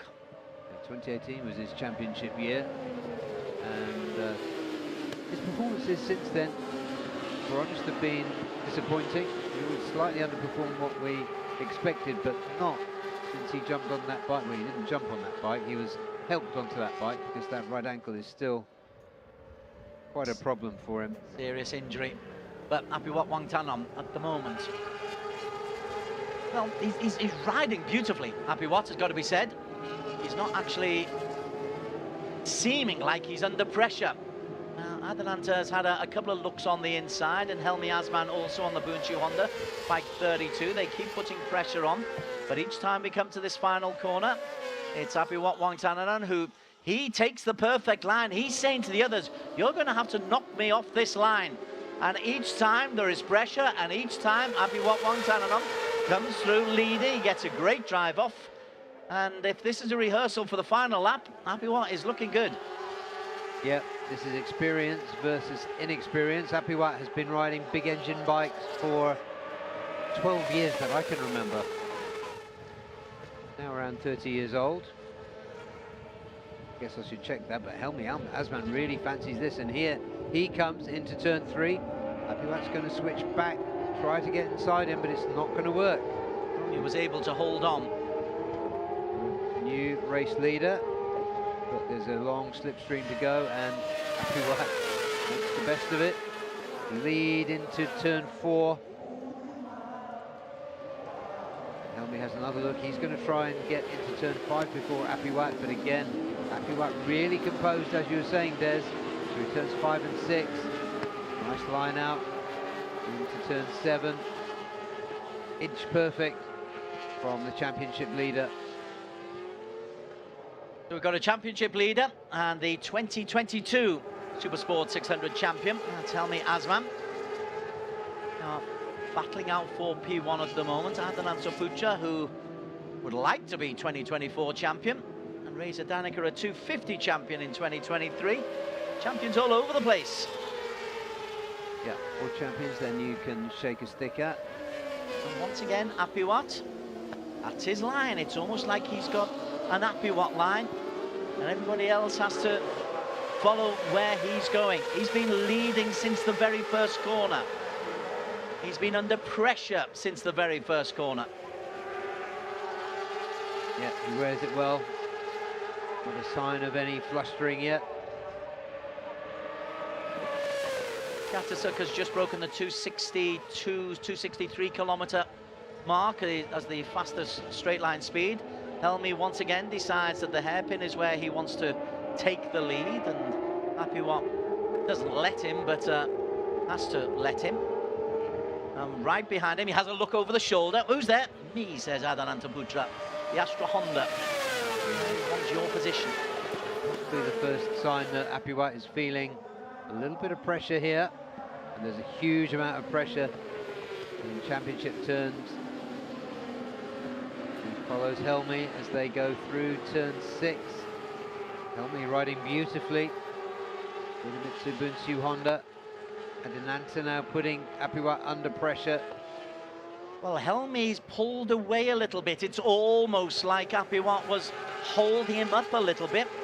It's not a big lead, but it's probably half a second that Helmy's been able to take off Apiwat, because Apiwat will be aware of Adanantaputra, and I'm pretty sure he's thinking, so Adananta's my main rival. He's the one I've got to focus on. Obviously, I want to win the race, but if I can't, just make sure I'm ahead of Adananta. Different lines. Apiwat has his line, but this time he won't be leading. This is the first time the Helmy Asman has the lead coming in with 3 laps to go. Adanantaputra just 2 tenths down on Apiwat, and Reza Danica Tanat, Azroi Hakim and Ratapong. Azroi Hakim's come into the mix as well, as is Skiatisuk. So it's tightening up. Is it tightening up behind Apiwat? Bottom right, you can see how the championship would stand. It's still looking good for Apiwat Wangtananon. But Adanantaputra, Adananta needs to get ahead. He needs Apiwat to maybe finish P4 or possibly P5, which doesn't look on the cards at the moment. But I've given up predicting anything in this competition. Had plenty of surprises today, that's for sure. Maybe more to come. And once again, shout out for Reza Danica, the best performance we've seen from him this season. Now we're deep. Oh, commentators. Reza Danica slides out into the gravel pit on turn number 4, right under our commentary area. He's walking disconsolately away, looks up to the heavens as if to say, what have I done? And he's not able to help Adanantaputra. But Adanantaputra took advantage maybe of the distraction, and he's moved ahead of Apiwat into P2. Yeah, it's getting more and more intriguing. 2 laps after this one, and we're almost at the end of this lap. They fan out. Apiwat's going for the inside line into turn 12. Back ahead of Adananta. He holds the line really well. Closes the door on Adanantaputra. Left the braking as late as he possibly could. Oh, and Tanat Leongpliao's down as well. That was on turn 12. He's gone very, very wide, Tanat Leongpliao. And so a very, very good race, but he's only lasted 10 of the 12 laps, back up into the lead. Helmy Asman still has the lead, and Adanantaputra this time, the hairpin once again costs Apiwat. Coming into that hairpin, he lost a place first to Helmy Asman, and now he's lost a place to Adanantaputra. And he's now in P3, and Adanantaputra goes past Helmy into the lead. And in terms of the championship, Barry Russell, this could be huge. It's tightening up the championship. We've seen it again. Apiwat as they go into turn 5. Apiwat is leaving his braking as late as he possibly can. He surprised Helmy on the inside there. Adanantaputra has the lead, and suddenly Apiwat, well, it's almost like he's been slapped around as Adananta goes off the racing line. Yeah, got onto the very bumpy bit of those curbs. Here he comes on the inside of Adananta. Has Helmy gone through as well? Oh, Apiwat loses 2 places. Behind them, Azroi Hakim Anwar's coming into the reckoning as well. As they come down now, there's a gap back to Apiwat, and it's really between the 2 Hondas as they come in here. Apiwat is too far behind to make it up. They're going to start the last lap now. Adananta has the lead from Helmy Asman, from Apiwat. And Azroi Hakim could well be a spoiler for Apiwat. Will Apiwat say, I've got 16 points, I'm still in the championship lead, or does he risk everything? in the respective pits. They're looking up. Helmi and Adananta, look at that from Apiwat, terrific acceleration. Back into the race lead, Apiwat and the Yamaha. This time he holds it. And a problem for Adananta Putra as he moves into P3. And once again, the calculations in the championship change. Apiwat, never say die. That's brilliantly done from Apiwat. Really, really good. Because he's made mistakes there or being caught at that hairpin on the 2 previous laps, but now he's back into the lead on that hairpin and in control of this race, Barry Russell. Yeah, he was out of touch by 2/10 as they crossed the line, but he got a really good drive out of turn 1 and made the most of the slipstream on the straight. Got the lead at turn 3 and he's holding it now. Apiwat Wongtananon, they take this right, there's a double right coming ahead. He is in control of this race, the Thai Apiwat on the Yamaha. Is there anything that Adananta can do? Apiwat Wongtananon wants the lead, wants the 25 points, wants to extend his lead in the championship. They come down to the final corner. Apiwat Wongtananon in control, takes a nice line. Adananta tries to go on the inside. Apiwat Wongtananon does a wheelie over the line. 25 points for the Yamaha. Adananta Putra 20, Helmi Asman in third. Great job, Apiwat Wongtananon. What a fight. That was a champion's performance by Apiwat. Got a hatful of championships from elsewhere, but you saw his quality there, you saw his experience. Adananta Putra, though, after a really difficult weekend, came through strongly from starting in 7th place, while others faded or made mistakes behind him. Helmi Asman put in a good performance as well, come through to 3rd. Getting messages popping up in favour of Apiwat from some of my friends here on WhatsApp. I can see on my laptop. Well, it was brilliant. It was brilliant on the last lap because he was trailing going into the last lap, but going down the long straight, he accelerated past both Adananta and Helmi, and once he had the lead, he looked completely at ease being in the lead. Apiwat takes it 3/10 clear of Adananta Putra on the Astra Honda, 4/10 clear of Helmi Asman for Idemitsu Bunchu Honda and Ajoy Hakim Anwar.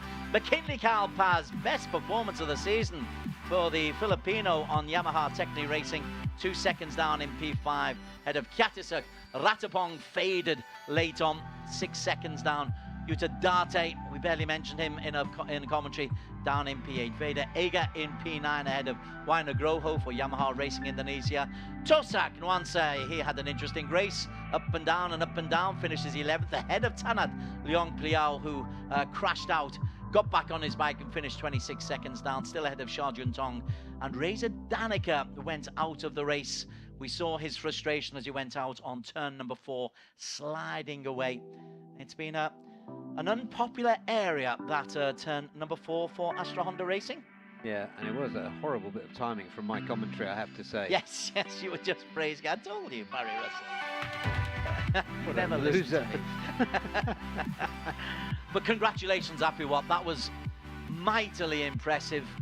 We know he's a mightily impressive character.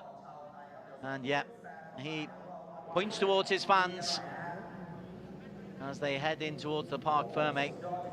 19 points clear, barring catastrophe. There is your Super Sports champion to be crowned tomorrow.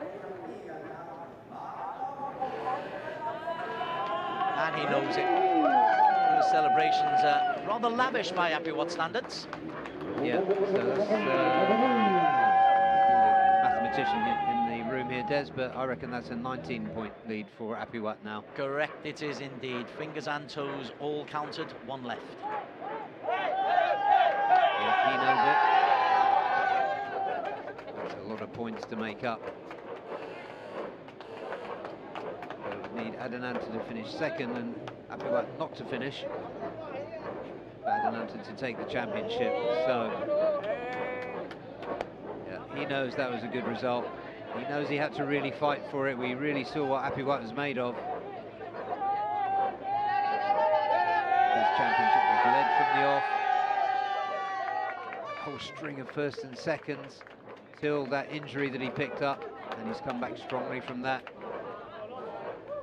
A shout out for his teammate as well, McKinley Paz from the Philippines. He's finishing the season strongly, having struggled in the first 4 rounds. He's picked up a P4 and now a P5 in his last 2 races and is going up the leaderboards.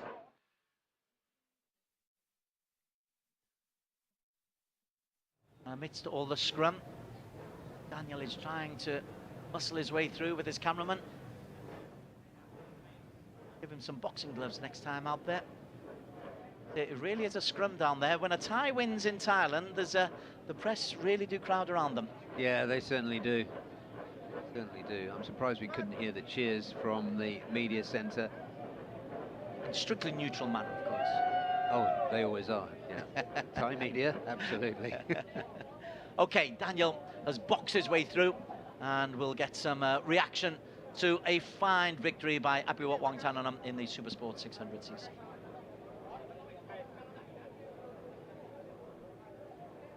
What a fight that was from you. At the last lap, we thought for a second that you might have just lost it, but you had a little bit more to give, and what a fight for the championship. Tell us about it. Yeah, it's incredible. It's what a late. Yeah, in the beginning, I think I try to push the maximum. Where after 5 laps, I see the board is many group is the big group. Yeah, and keep calm. Yeah, it's thinking focus is the last 2 laps, 3 laps. Yeah, and the last lap is I overtake is 2 rider Honda. Yeah, and I concentrate in the last sector. Yeah, I will do it. Very tired, yeah, but it's the best moment for me. Thank you so much, Apiwat. Big congratulations.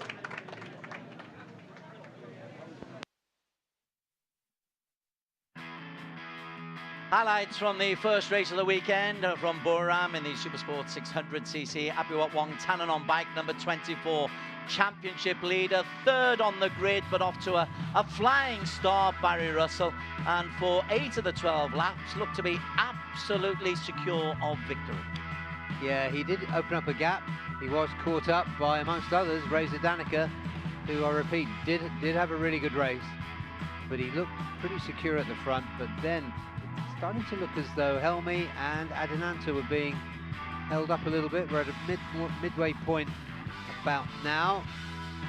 And you can see there is very little daylight between him and the 2, in fact 3 Hondas behind him. Here comes Helmi Asman, take over the lead.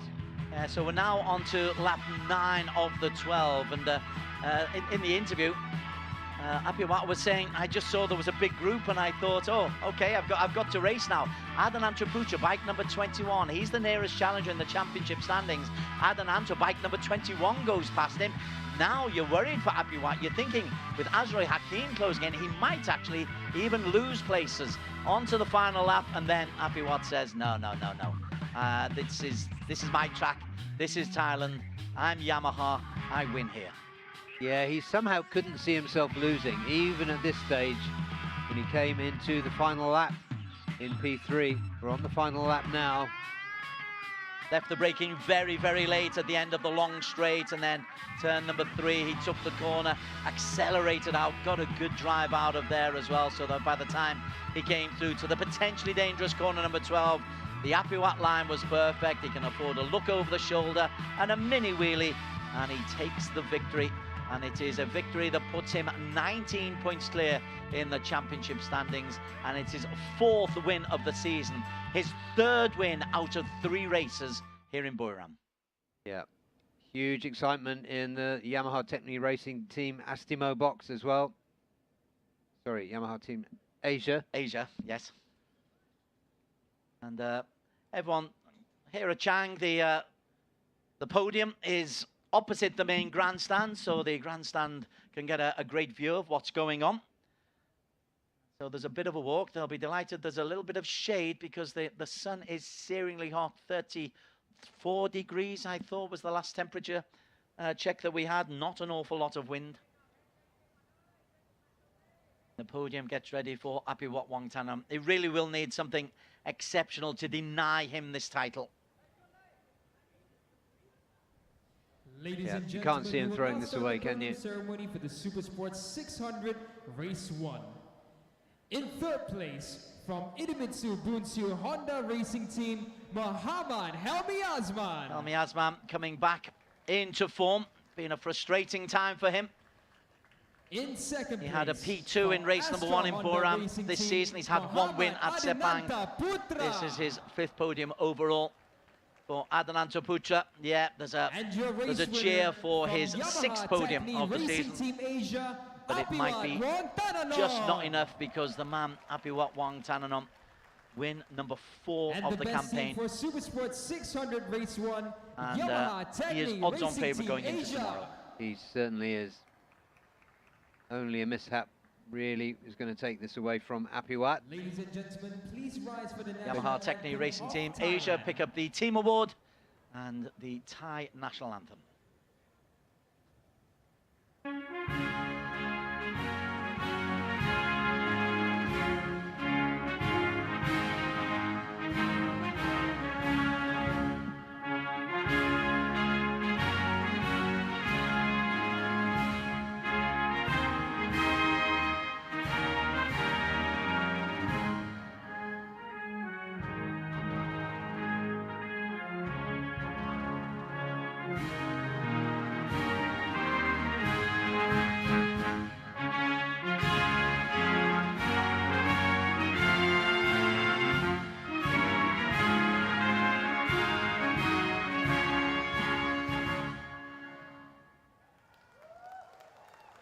License acknowledgement there from Apiwat Wang Tananon.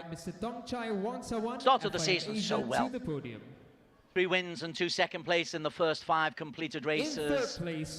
Take out the rain-affected Chinese event in Zhuhai, where no points were awarded after day 2 was completely rained off. Then he went through a fallow period, but now he's back onto the winner's roster. Azri Hakim, 2 DNFs in your first 2 races of the season is not a great way to start the campaign. Helmi Azman, 2 DNFs in the season is too many. It is in a 12-race series. And your race absolutely. winner from Thailand, Apiwat Wang Tananon. Adananto Putra in second, and Apiwat Wang Tananon looking strong. I can't think of when I've ever seen him more hyped than he was in that post-race interview with Daniel. Really was absolutely flying. And the best team for the Supersport 600 race 1. Managing Director of Idemitsu Lube Asia Pacific, Mr. Tsuyokazu Handa, hands out the team award. Our thanks to Tongchai Wongsawan from the FIM Asia for handing out the personal awards.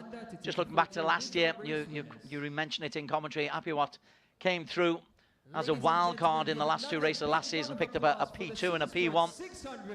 So he clearly enjoys racing here. That's 4 races in a row at this category that he's won in the ARRC. He'll be saying, we have 2 rounds here, why can't we have 6? Then it's called the Brick Championship. Yeah, he was strong in Zhuhai, he was strong in Motegi as well, to be fair. Angelika was messed up by injury. Fade through to the championship standings, where the 19-point lead, calculated with unerring accuracy by Barry Russell, is available for Apiwat Wang Tananon. First time for everything there. They could be the guys who we're really looking at in the Supersport 600 next season as potential champions if Apiwat steps up to the big boys. Okay, so that's the Supersport 600cc. Mildly sane in terms of ARRC ways. Next, we come to a hugely competitive Superbikes 1000cc. It'll be the last race of today in the Asia Road Racing Championships from the Chang International Circuit in Boram. We're going away for just 2 minutes' time. When you come back, you don't want to miss the Superbikes. Join us again in 2 minutes' time.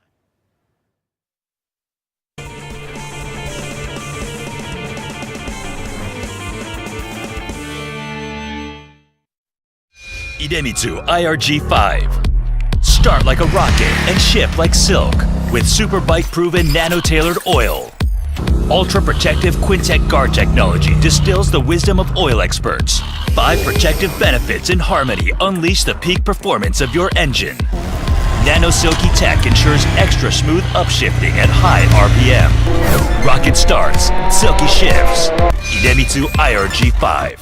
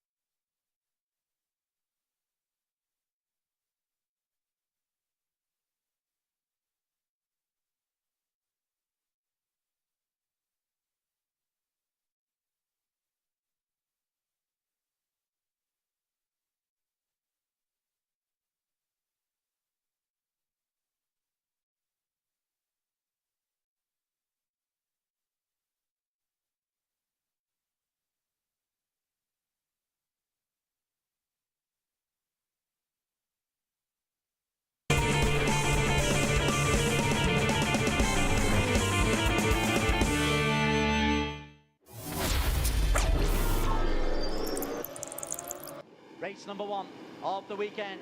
The Superbikes is up and running. Hafiz gets off to a good start. Yuki Kuni tries to track. Andy Farid is there, but Hafiz Sharin, fastest, put in a scintillating final lap. Late behind them, Chip Nakarin has edged back in front of Andy Farid Izdaha. Andy Gilang, as they call him. Plenty to talk about already, plenty more to come. Yeah, and that Yamaha Technique garage, it has been advantage Soichiro Minamoto every time out during the season. Oh, and there is Kosuke Sakamoto down. Replacement rider for Pasowit on that Astemo S1 Racing with Thai Honda. TVS Asia, Japan leading. Malaysia second, Thailand third. The win goes to Yuki Kuni. He's in championship contention. Fabulous from Aslan Shah. P3, Chip Nakarin. P4, Andy Farid. And we are underway, and it's a strong start from both 1 and 2. Kuni gets away, but it's a fast first lap. He's gone wide, Hafiz, and Yuki Kuni is able to maybe get the switch back. Comes on the inside of Hafiz, and Chip Nakarin going round turn 9 up the hill. He moves into P2. Has got one race win to his name. Kazma has worked so hard to try and make this Yamaha work for him, but it's not really happened for him. But it's going to change because Andy Farid has got himself into P4 ahead of Aslan Shah, but all of his laps are round about the 206.4, 206.5. So its degradation will become an issue, even though it's cooler. Yeah. For SDG Harkro and the new championship leader. Second is Chip Nakarin. Happy Sharon on the Ducati for JDT Racing is in P3. A wonderful weekend for Yuki Kuni for SDG Motorsports Harkro. Last time out in Sepang 10 weeks ago. What it meant for Yuki Kuni, those back-to-back wins, 3 wins in the previous 5 races, means he has a 2-point lead from Andy Farid Izdaha. At the meantime, I think we've got a casualty coming in on the formation lap of Chang Chi-ying, a racer at Speed Tech. That's not what you want to see. No, he had a breakdown during qualifying as well, so whatever gremlin was afflicting him then seems to be still there. Okay, little introduction. This is the penultimate race of the ASB Superbikes 1000cc. Yuki Kuni from Japan has the championship lead. Andy Farid from Indonesia is in second, 2 points adrift. Just 3 points further down is Hafiz Sharin Abdullah from Malaysia on the Ducati. They are the 3. Chip Nakarin, a local Thai, has got a mathematical chance, as does Aslan Shah Kamruzaman. So we have got a thrilling end to this Superbikes Championship, Barry Russell. Where do you see the favourites? The favourites. I see Andy Farid Izdaha not only because he got pole position, but because he has good pace. He's incredibly good at managing his tyres through the course of a race. And so that's why I would favour him if a gun was put to my head. However, the form of his teammate Nakarin is really good. Yuki Kuni also very, very good on race day. So this is so finely poised. Tetsuta Nagashima, a real spoiler in the works there. He's replacing Pasuit Titiwararak. Pasuit, get well soon. But Tetsuta qualified 4th. So the answer is you don't know. No, the answer is Andy Farid. Okay, but. Andy Farid, but. Okay, there is a big but in there. Let's go down onto the grid where Daniel Bogas will be trying to put a little bit of meat to the bone to the analysis that Barry Russell just put together. Daniel. The temperatures are starting to cool down now for the ASB 1000s as we roll into the evening. And you can see the sun setting in a gorgeous backdrop that we have here, but the heat is all on the track and it's still quite humid, so very, very different conditions than what we expected. But we're going to have a chat with the man on pole position just as I meander through the Honda personnel and have a quick chat with Andy Farid. So Andy, your pace in practice was unbelievable, your consistency was unmatched, and you're qualified on pole, so what are the feelings going into this race knowing that the title fight is alive? Yeah, I just want to enjoy this race. I know everybody will try also, but yeah, let's see during the race, and then I will try to manage well the race and just enjoy and finish the best way. Different conditions than yesterday. Are these any concerns for you? No, I think it's okay. Thank you so much, Andy. Good luck for this. And now we're going to head down to row 2 to a very exciting rider on the grid. And it's right in front of me now, Tetsuta Nagashima. So, Tetsuta, you've joined us here in the Asia Road Racing Championship, but you have really shown impressively with the race tires. But on qualifying, it wasn't the same. Could you tell us about it? Yeah, in the qualifier, I tried a qualified tire. I know that has a lot of grip, but first time I tried in the weekend, only the qualified time. So I don't know how to adjust, but just also we have only 2 laps. So it was a little bit difficult to adapt. But anyway, so with the race tire, we have a good pace, and let's see. Just enjoy the first race in the ARC. I don't know what I can do, but anyway, I will give my best. Thank you so much. Very well said. Good luck for this. Thank you. And now we're going to head down one row once again to its fellow compatriot, Soichiro Minamimoto. Now, Yamaha have had their struggles, but the top speed has been looking better. Soichiro, we noticed one thing, that the Yamaha this weekend had better top speed, but qualifying was still a bit difficult. Can you tell us how this weekend has been for you guys? Yes, my top speed is not so bad, but until the coming to top speed is too difficult for better than like other rival. But yeah, we have some problem in the bike setting, chassis balance. So yeah, we adjust in now this thing. But we try to in this one big challenge and a big different make a good bike. Then yeah, let's show you. Thank you so much, Soichiro. Good luck for this race. And now we're going to head next to Soichiro to one of the legends of the grid. It's Azlan Shah Kamarazaman, who has been so impressive on the BMW. Azlan, the BMW and you have looked really, really good this weekend. Yesterday in practice, finding the top 3, but in qualifying, it didn't come together with the qualifying tire. Can you tell us about it? Yeah, just my mistake. I make too much mistake in the flying leg with the soft compound. Yeah, that's it. Well, you have had some really good results here in Chang. You've started it at the back and finished on the podium. So what can we expect from Azlan Shah today? I hope I can do the same. I know it's going to be tough. Everybody is fast here. And I just try to enjoy myself and try to get a good result for the team. Thank you so much. Good luck for this race. And now we're going to try and grab a word with Salkan van Dunlop, and I've just found him. So I'm going to try drag my cameraman along, and we're going to try and grab a quick word with him, and he's just meandered away from me, so I need to catch Sal real quick. So he's just having a chat with Lachlan Epis. Sal, can we have a word on the tires? Yes. So a question that we have today is that the temperatures are a bit warmer. What's the track temperature looking like? Actually, it's about the same as yesterday, 41 degrees, so ideal racing conditions. So we noticed that not many were using the soft rears after practice one. Do you have any suspicions that they will try it today or tomorrow? No, 99% are all on medium rear. I think one of the guys at the back's on a soft, and the only guy that's using a hard front is Nagashima-san on the 45 bike. Yeah, we did notice that Tatsuta was running the hard fronts for most of the sessions. Do you have any idea what that is? Yeah, the reason being his braking stability was, let's say, compromised on the medium, and his riding style needs that to happen. Thank you so much. That's really useful. Thank you, Sal. Back to you, Desenberry. Got through a lot of ground there, did Daniel and Sal. Good information indeed. The big information, though, is that Tatsuta Nagashima is a potential spoiler, and one of the 3 championship contenders, Hafiz Sharin Abdullah, on the Ducati, has had a dreadfully disappointing time in qualification.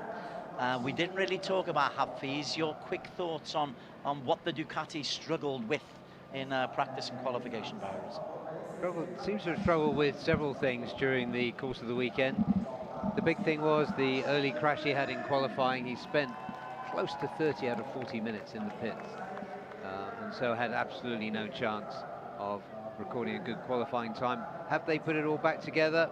Will it all come back together in time for the race? Let's see. Okay, we're just following. We just saw Chip Nakarim, who's got a chance of winning the title. This is Yuki Kuni. Back-to-back wins in Sepang have catapulted him to the top of the championship standings. Although Andy Farid is on pole, Yuki was looking strong, and he's looking pretty cool there with the ice pack as well. Yeah, he's looking confident. He loves the new Honda that he's got since Motegi, when that enabled him to step up from scoring P4s to P1s. There is Sho Nishimura, another young 21-year-old Japanese, along with Yuki Kuni here. He's made his way through really well. Been here before, but it was when he was 15 and racing in the Asia Talent Cup, so it doesn't really count. Nishimura's in P5. That's where Andy Farid, that's where we first came to see him. That was 10 years ago. There's Zakwan Zaidi, former champion, the 2022 champion, and he's been a bit of a bit part contender this season, which is very unlike Zakwan. He normally likes to be slicking it out going into the final weekend. I tell you what, he looks focused today. Yeah, I think he is. He had a pretty good qualifying session. He looked good in free practice 3 yesterday. So hoping we're going to see him, because only one podium for him, and that was back at race 1. Indeed it was, here at Buram. Lachlan Epis, welcome back after a broken shoulder, dislocated shoulder? Yeah, collarbone. Yeah. Broken, yeah. Not nice. Properly broken. I think you could see that at race pace and putting himself through a lot of laps, probably the recovery isn't complete there. And let's see what he can do in the race with the help of some adrenaline. It's Kazma Daniel. Like Tsuchiro Minamoto, he got better during the qualifying session. Still only ended up 10th, which is not what we know he's capable of. Not been the best season for Kazma Daniel. Then here is Hafiz. This is a potential story. The Ducati, if they get it right, it's got the power to be able to get through the crowds and get the points that it needs. He's 5 points off the title in JDT's debut season, but there's been battles against the bike all season. Yeah, JDT and Hafiz have done really well. He's been on the podium 6 times from 9 starts so far. Just look there at the wild card. Ataten Tongkwat for Thailand. The Tom for the Yamaha TNT Pit Lubricant team. Then we have Osama Mare for Victor Racing Team, riding the Yamaha, representing the Yemen, based himself in Malaysia. And we saw that Chang Chi Ying, well, went out in kind of the outlap, and Akito Haga didn't qualify as well for Savitar Team Asia, but he is on the grid there. There is Akito, but there is no Chang Chi-ying from Chinese Taipei. Yeah, good to see that they got that BMW back together for the start of this race. The grid clears. So Andy Farid, Macarena Tirapuvapat, very strong this weekend, very determined this weekend. Yuki Kuni, very cool. Cool Kuni. So 14 on the grid, 14 points separating P1 from P4. If you include Aslan Shah, Kamruzaman, theoretically just 27 points behind. If he can't win the title, can certainly try to get up into the top 3, can certainly try to be a spoiler. Remember, it was the BMW last year of Markus Reiterberger that romped away with the title by a massive 69 points. Yeah, he'd already had the title didn't he, by the time he got here, but Lachlan. that's unfortunate for Lachlan Epis.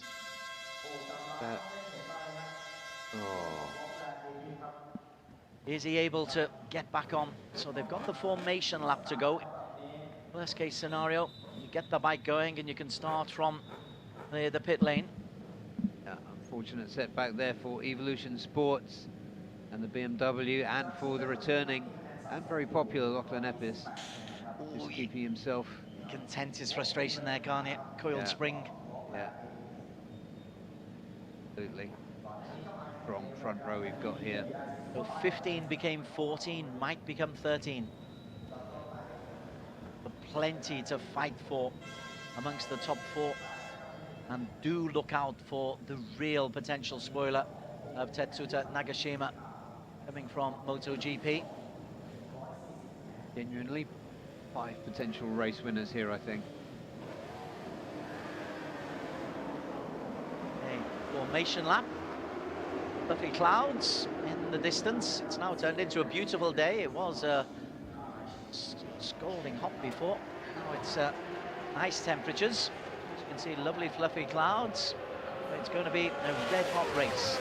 Andy Farid is there. Andy Gilland to his supporters on the Honda Asia Dream racing with Estemo. A man from Sulawesi, the pride of Sulawesi in P1.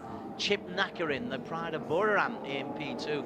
Yuki Kuni, pride of Japan, SDG Team Hawkpro Honda, Philippines in P3 Bike 92. And leading row 2, and with lots of intent, Tetsuya Nagashima, Shun Ishimura next to him, and Zakwan Zaidi, who's been having a good weekend, completes row 2. So Chiro Minamoto, the 600 champion from last year, alongside Aslan Shah Kamruzaman, a previous 1,000 champion, and Lachlan Epis, fingers crossed, we hope, be starting in P9. And on row 4, we've got Kazma Daniel Kazmayuddin for Yamaha Technique Racing Team Asia. Next to him, Hafiz Sharin, 3rd in the championship. And wildcard, Natatan Tongkoat starts in P12. And the final row of the grid, if they are, Osama Mare for Victor Racing. Chang will not be starting for A-Racer Speed Tech. Akito Haga will be there. So fingers crossed, though, that Lachlan Epis can get his way through. You've got tyre information, Byron. So you've got tyre information, as Sal said, only one rider on the hard front, which is Tetsuta, because he prefers the stability under braking. That says to me he's going to be good at some of the crucial spots here, where we've got lots of hard braking into turn 3, into turn 1, and crucially into turn 12. And everybody else is on mediums. Summer Murray just running a soft rear. Andy Gilang on pole position. Farid is the hard to give him his proper name. Everyone back in Indonesia. Right then. Good news, at least, that they've got the bike going. As long as he doesn't speed in the pit lane, he should be okay to start from the pit lane. 13 laps of the circuit. We are underway. Andy Gilang wants to get off to a good start. He has. In between them, Chip Nakarin has got off to an even better start, and it's the tie who leads the way, and Nagashima's come through as well as the BMW. And so it's a problem for Yuki Kuni, who's down in P4 at the moment. Yeah, that was a really good start for Shun Ishimura as well. BMW, just looking for Aslan Shah, because we can expect him to come through in these first 2 laps, as he often does from lower grid positions. Hafiz Sharin, okay, Hafiz has got himself off to a decent start. He's in P7, bike number 55, just on the tail of Aslan Shah. But Andy Gilang is the man who has got the lead now from Chip Nakarim. Nakarim, he's got an outside chance, 14 points down. He's the one nobody's talking about for the championship, Chip Nakarim. Yeah, he's talking about it. He knows he's got a chance. Yuki Kuni just chopped in front there of Tetsuta, I think it was. Yeah. Hafiz just behind Nagashima. To Nagashima, potential taker of points away from championship contenders. Hafiz has got 2 races to really try to sort himself out on the Ducati. As you say, that crash in practice really cost him an awful lot of time. As they come through to turn number 12, the final corner for the first time. And look at that, Nagashima has got ahead of Yuki Kuni. And this is a good opening for Andy Farid and Chip Nakarin. Andy Farid in particular will be happy to see Yuki Kuni down in P5. Yeah, and there was the point there. We could see how good Nagashima was on the brakes and why he's running that hard front. But it's Honda Asia Dream Racing with Astimo 1, 2, 3 as it stands, and they've got a little bit of daylight back to Tetsuta. Once again, late braking from Tetsuta Nagashima from Japan. He's just leading that second little group. The first 3 are pulling away. Yuki Lang, Chip Nakarim, Zakwan Zaidi. Delighted to see Zakwan involved. He's, as I say, he's been a bit of a bit part player, but that look of determination, I've seen that on Zakwan before, where he says, I don't like this not being involved. Well, he's got plenty of championship success under his belt. He's the 2022 ASB 1000 champion. He won a couple of Supersport 600 championships. He's running together with those 2 very rapid teammates. Andy Farid at the front, so good at managing the race, and running off through the gravel there is Sho Ishimura on the TKKR BMW. His chance is gone. Made a good start, Sho Nishimura, but was dropping down just a little bit, maybe pushing a little bit too hard. As they come to the end of lap number 2, these big bikes, you've really got to manhandle your way through there. As Hafiz, who'd got up into P5, went wide on that corner. Hafiz loses a place. Now he's down to P6. Yuki Kuni ahead of him. Andy Farid still leading, and Andy Farid, the first 3 on the Hondas, have got a 1-second lead over Nagashima. Top speed is with the Ducati, 298.3 so far. So it seems that they've got that back into very good shape. He's improved from 11th to P6. Andy Gilang is a racer we saw on the ARRC in the old Asia Dream Cup a decade ago. Of course, he's been on the international stage since then. Now he's back with the ARRC and is second in the championship standings, but leading the way. Hafiz Sharim. Is he slowly but surely able to get to grips with that big Ducati? Is it going to be a thrilling comeback from what looked to be a desperate situation for Hafiz Sharim? Got a lot of work to do, though. He's in P6 at the moment, but that is an improvement from his qualifying position. Yeah, Tetsuta Nagashima taking points away from the championship leader, Yuki Kuni. His man handles that machine around. Still, Andy Gilang has the lead. Zakwan Zaidi holds on in P3. Bike number 21, a former champion. Chip Nakarin is there. It's looking good at this stage for Indonesia's Andy Gilang. And there is Zakwan Nagashima, Yuki Kuni. So strong was Yuki in Sepang, back-to-back wins. He's had 3 wins and a second place in the last 5 races, Yuki Kuni. Yeah, on such good form, taking the Top 1000 championship in the All Japan Series and getting that very well deserved and confirmed ride in Moto 2 for 2025. Struggling a little bit here.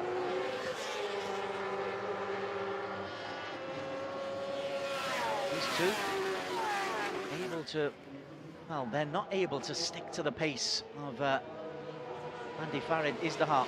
What we've seen with Andy Farid, remember, famously here, he came back from a long way down with 3 laps to go to take a win on the final corner. Andy Farid Izdihar. That was in race number 2 of the season here at Buriram. He had a P2 and a P1 start of the season in red-hot form. Second in Buriram and Zhuhai. Yuki Kuni starting to put some pressure on Tetsuda just ahead of him. Tetsuda told me in the Thursday interview that he was looking forward to racing with Yuki Kuni. They're close to each other. Aslan Shah Kamruzaman keeps hinting he might retire and then doesn't. And I don't think he's going to retire next year either. More of Aslan is what we need. More of Yuki Kuni is what we need as well. Yuki Kuni, bike number 92, trying to stay on the back of Tetsuta and Nagashima from Japan. Nagashima, the wild card, could really be a problem if he picks up points, big number of points. Yeah, this has dropped off the back of Yuki Kuni. It is the battle for 4. That's just here to have a good time and see what he can do. Oh, there is the wild card. Nakatan.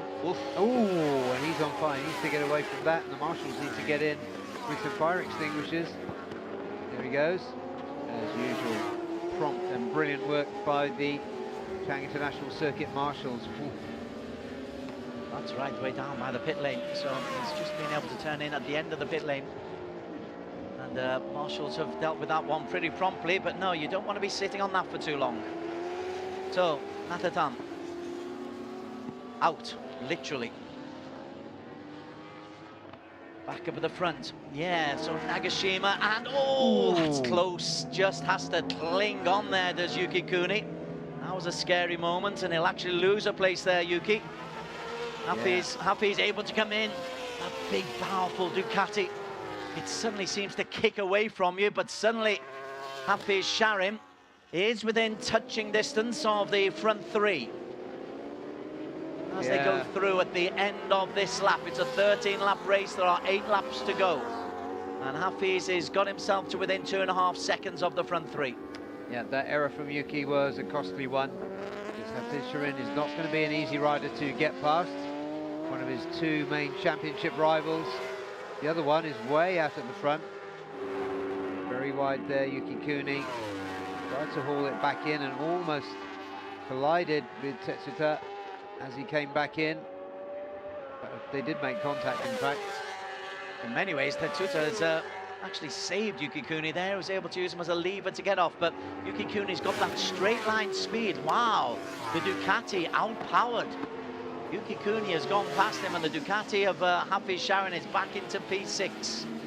That one's got the fastest speed at the moment. He's hit the 300 mark. Aslan Shah Kamruzaman also trying to come in on the back of the second group of 4. Still the man leading the way, Andy Gilang, Andy Farid Izdihar. This is the second group led by Yuki Kuni.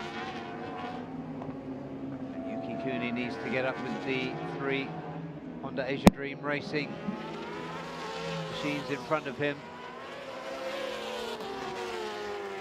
Tetsuda chasing him. He doesn't want to lose points to the wild card, no matter how good he is. Aslan Shah coming up on the back of Hafiz Sharin, the most experienced Malaysian racers. Some serious power coming past our commentary area. Yuki Kuni is working very hard. He's very close to the tarmac there as he just tries to eke every millimetre out of this machine. But the difference between Zakwan in P3 and Yuki Kuni is 1.9 seconds by Russell. That is a big gap. And you look at the championship standings, and Yuki Kuni, if it was to finish like this, will be 10 points adrift of Andy Farid. So Yuki needs something massive to change, something like Chip Nakarin and Zakwan getting ahead of Andy Farid. Well, as we knew, two-point advantage is virtually nothing And Aslan Shah has got the better of his compatriot Hafiz Shirin on the JDT Ducati. Not looking great for the JDT. They've struggled this weekend. 11th in qualification. They're looking good for Andy Farid. I'm a little surprised that Yuki Kuni isn't with them. Yeah, they were pretty equal. Yuki Kuni, in fact, for a long time in qualification, looked like he was going to get the fastest lap. Then suddenly Andy and Chip Nakarin came in towards the end of the session. And Yuki Kuni, again, he was 2 seconds down on Zakwan in P3 at the end of the previous lap, 1.9 seconds down. Let's see where we are as we are now well into the second half of the race. The power on the front end lifts up. The differential is, it's gone, ooh, it's just about the same. 1.8 seconds is the gap. So he's made up 1/10 of a second. He needs to do more than that. Yeah, Aslan Shah is going to give us a show as he closes in on Tetsuta Nagashima.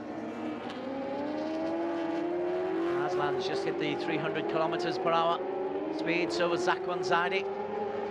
Hafiz Sharin, that's good work from Hafiz. Moves up 2 places. Now, whether that was a mistake from Aslan and Nagashima, I'm not sure, but Hafiz Sharin has got himself a bit of a lifeline. He needs to scrap for everything he can get in this race, Hafiz, because remember, he's 3rd in the championship, and then make the alterations that he needs ahead of tomorrow, and also hope that Andy Farid doesn't get too far ahead of him. Yeah, marooned in P4 at the moment is Yuki Kuni. So we need to watch the pace now of Hafiz Shirin and Yuki Kuni. Andy Farid doesn't look like he's slowing down, though. Look at that. He set the fastest time for Sector 1 inside 20 seconds. Only he, Zakwan and Aslan Shah are inside 20 seconds in Sector 1. And the differential between Hafiz Sharin in P5 and the man who's gone through in the lead, Andy Farid Izdahar, as we look at Hafiz, is, well, he's 2.3 seconds down, 4.5 seconds down on the race leader, 4.8 seconds down. 1.5 second gap between Zakwan and Yuki Kuni now. 5 laps remaining. That's a huge ask for the Japanese current championship leader. Just a little heads up for Lachlan Epis. He did actually get out onto the circuit. He's just gone through the start-finish line, not too far behind Soichiro Minamoto. Epis is on. Chang Chi-ying didn't start. Natatan Tongkwat, you saw, ended up in a ball of smoke. Here's Hafiz holding off somehow Tetsuta Nagashima, the wild card. Behind them, Aslan Shah Kamruzaman, the former 1000cc champion, the veteran, the outrageous Aslan Shah on the BMW. He's got something left, I think, before the end of the race. So Tetsuta and Hafiz may yet feel his presence. Kuni, is he making any headway? 1.7, it's a 10th a lap he's getting on the, but it's not enough, is it? No, it's not enough. And Zakwan is getting on to Nakarin. Andy Farid is stretching away at the front. In fact, Zakwan has got ahead of Nakarin and Tirapuvapat. This is all good for Andy Farid Izdahar. All of it is good. And even Nagashima might be providing some good news, because he's right on the tail there of Hafiz Sharin. And look at that, Andy Farid moves away. Zakwan in P2, Chip Nacker in 3, Yuki Kuni 4. Hafiz Sharin under intense pressure from Tetsuta Nagashima in 5. Visible gap between Yuki Kuni and now Nakarin is smaller now. Nagashima goes on the inside of Hafiz, who has to step up, and Hafiz will lose not 1 but 2 places within a couple of 100 meters. And in the Johor camp, they walk away. Gosh, they didn't like that at all. That could be a crucial moment.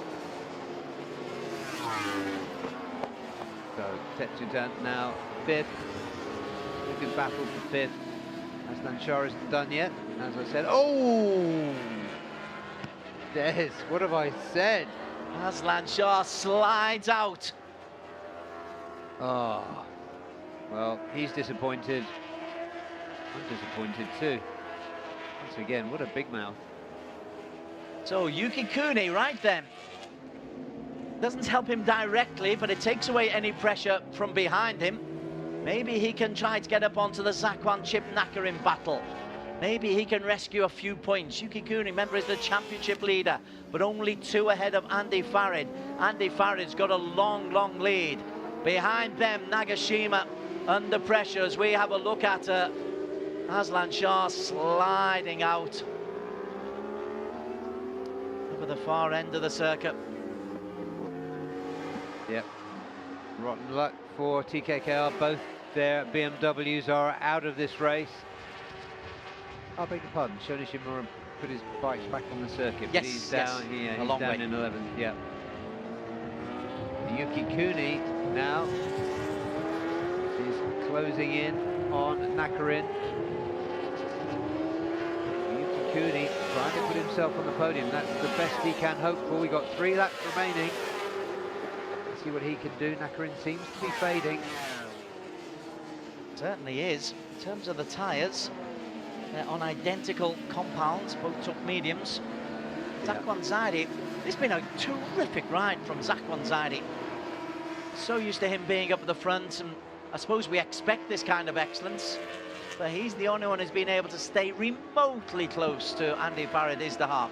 Behind them, Yuki Kuni, you called it very early. He's right on the tail end of Chip Nakarin. Yeah, last time around he was 0.8 of a second faster. So Chip Nakarin feeling the pressure. 2.5 laps to go. As they come now down into turn number 12. The race leader has gone through the start-finish line in P1. Yuki Kuni right on the tail there. He's 2.2 of a second down as they come into turn number 1. And you suspect it's purely a matter of time before Yuki Kuni is able to get himself up into P3 and 16 points. Yeah, 3 precious points in terms of the differential. Await Yuki Kuni as he tries to block Nakarin by coming up the inside. He wasn't close enough, but there's plenty of time. 2 laps left. Given the pace of Yuki Kuni compared to Nakarin, he has got time to make it stick. Last time around he was 0.9 of a second quicker. Yuki Kuni, I think this is the main objective, as you say. If he can get up into P3, assuming Andy Farid goes on to take the victory, the damage will be reduced to just a 7-point deficit going in tomorrow, which means he's got to win and hope Andy Farid comes third. And there is Yuki Kuni making the move, and he's able to make it stick, or is he? Yes, he is. Just cuts on the inside of Chip Nakarin. Yuki Kuni for SDG Hark Pro team gets the thumbs up from his crew chief, and he's got himself into a podium position. Has Chip Nakarin got anything to come back onto him? They are coming through now into corner number 16. Andy Farid Izdahar, who's been leading since the first lap, goes through the start-finish line. Zakwan Zaidi is through in P2. 2 seconds between Andy Farid and Zakwan. A further 2 down to Yuki Kuni in P3. Hafiz Sharim is in a battle between him and Nagashima. It looks like it's going to be a 7-point difference, but Andy Farid has flipped the positions on Yuki Kuni. Nakarin hasn't given up yet. Oh, Nakarin never does give up, does he? No, he doesn't. He's such a strong competitor. Even though he was lapping much slower than Yuki Kuni, now Yuki Kuni's gone past. He really wants it back. He wants another podium. If he can get close to the tail. We are on the final lap now. Andy Farid Izdahar has a huge 2-second lead as they go round turners 4, 5 and 6. If he just stays on the bike, if he just keeps his consistency, that is going to be your race winner. Andy Farid Izdahar, he's got 2 race wins to his name. This could be number 3 for the season, and this could be coming at a crucial time. The man from Sulawesi comes into the final tricky part of the circuit. There is Andy Farid. Andy Farid is the heart. Takes turn number 12, and Andy Farid goes a little bit wider, but the victory and 25 points for Andy Farid. Zakwan in second. Behind then is Yuki Kuni able to hold on? I think he was. Yeah, he held on. It was a very determined fight back from Nakarin, but he stays in fourth position. Yuki Kuni 4 points off the victory, and now 7 points off the championship lead. Hafiz Sharin rescued P5 from Tetsuma. Hafiz Sharin rescues 11 points.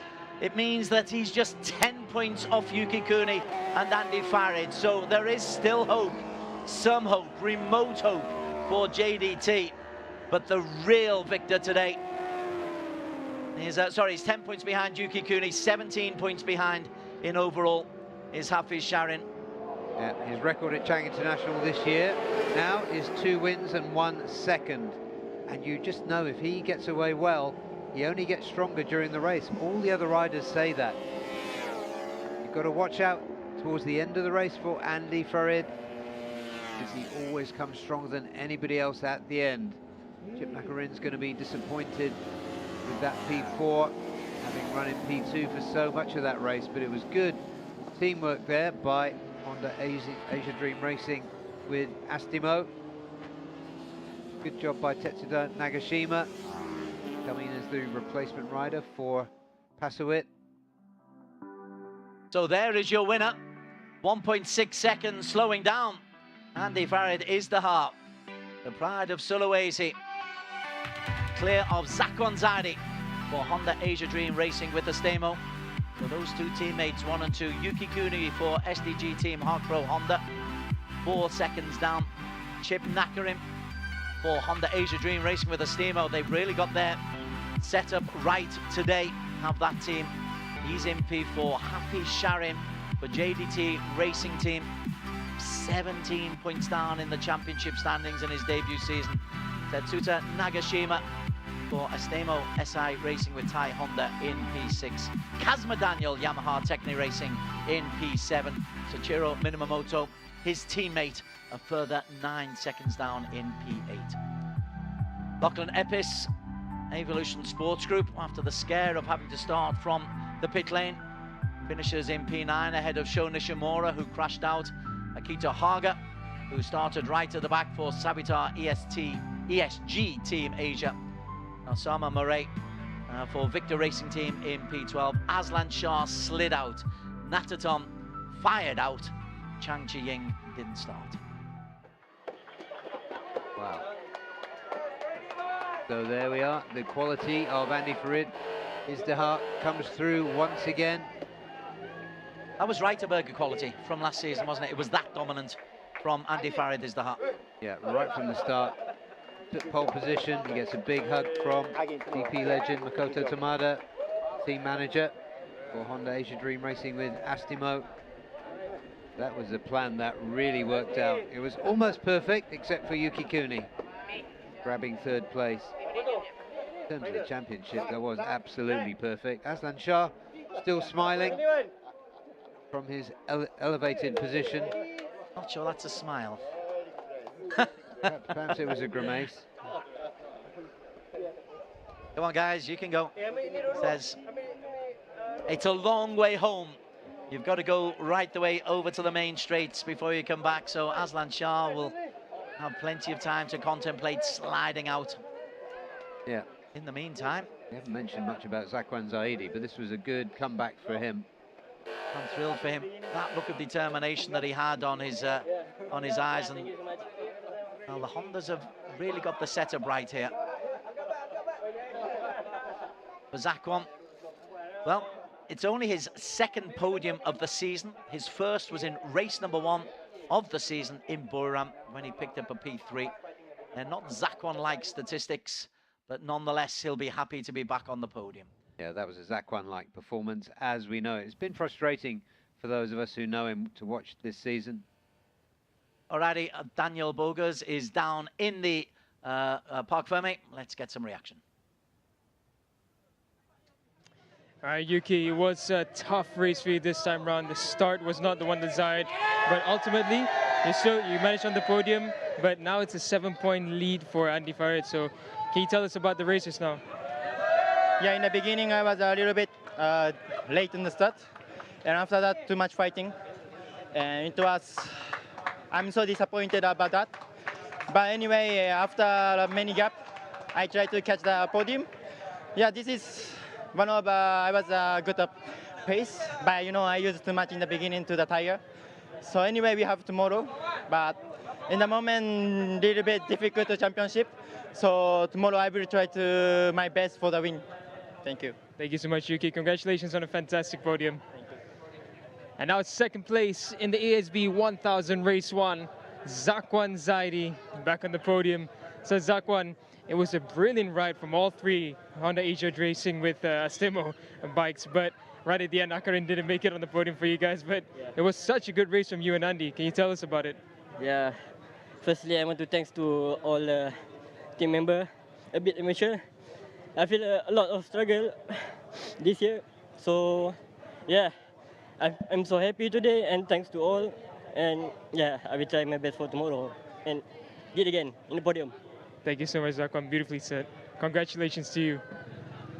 And race winner for the ASB 1000's Race 1, we have Andy Farid Izihar. Andy, you started the race with fire and you pulled that gap midway. We expected that from you. Your pace was excellent. And now you hold the championship lead with 7 points. Tell us about that race.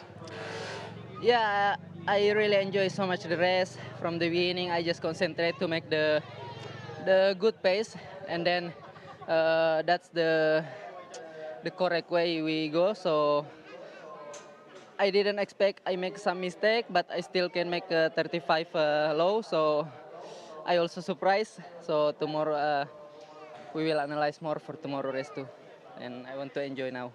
Thank you. Thank you so much, Andy. Big congratulations to you.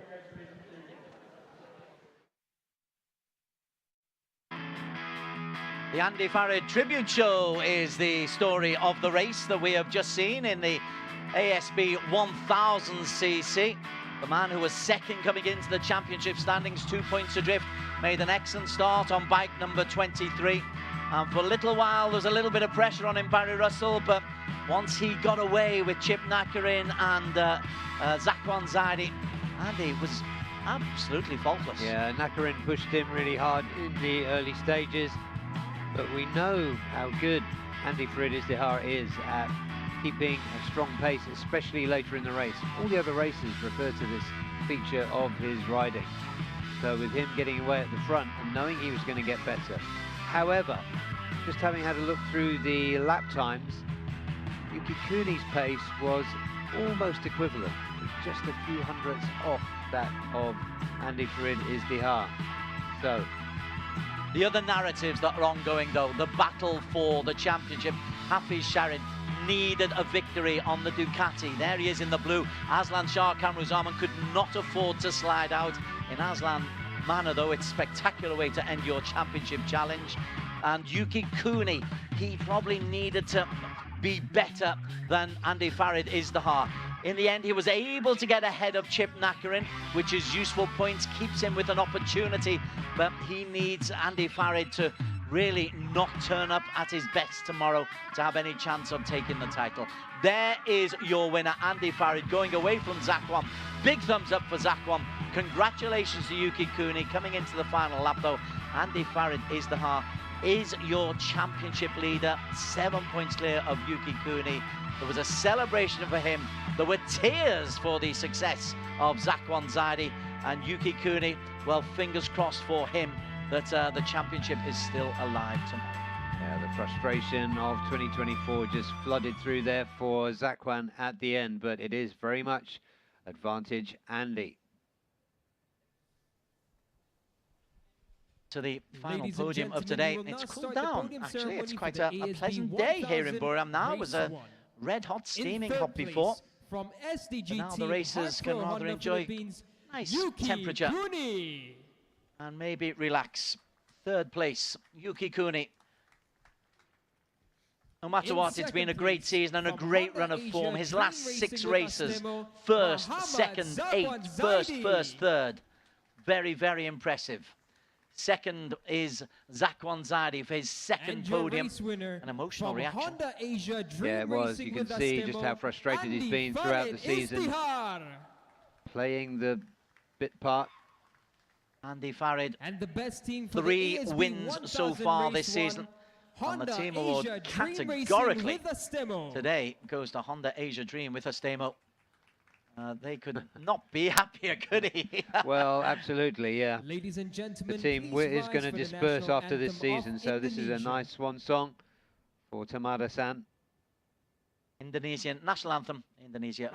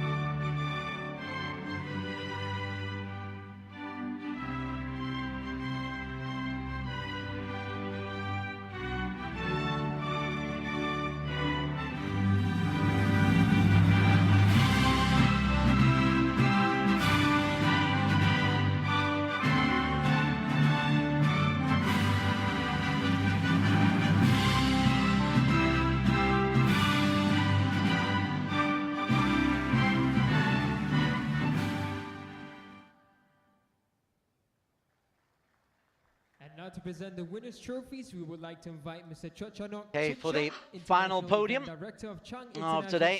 To the podium. Our thanks to the International Event Director of the Chang International Circuit, Mr. Chochanok Chidjob. Brilliant job they've done. They're always excellent hosts here. It is like clockwork, all of the activities that go on. The facilities are first rate. From Malaysia, Riders love it. Teams are well catered for. And Boram is an emerging area. And this circuit has a lot to do with us as well. Andy Farid is there. He certainly likes visiting here. He certainly does. 2 wins and a second in 3 starts at Buriram in 2024. And our thanks to FIM Asia, Mr. Tongchai Wangsawan.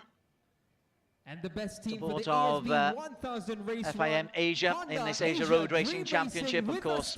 Very, very important. Thanks to all the sponsors, to Idemitsu, to Indian Oil, the official oil of the Asian Road Racing Championship, and to A-Racer, etc. So important to have that support for the experienced riders who we're seeing, but also the young guns who've come up, and we've seen plenty of today. But Andy Gillang, that looks a relaxed smile, but he won't be too relaxed on the start grid tomorrow because he's only got a 7-point lead in this championship. Yeah, 7 points, 25 left to go for. It's going to take an error on the form that we've seen so far over the last 2 days.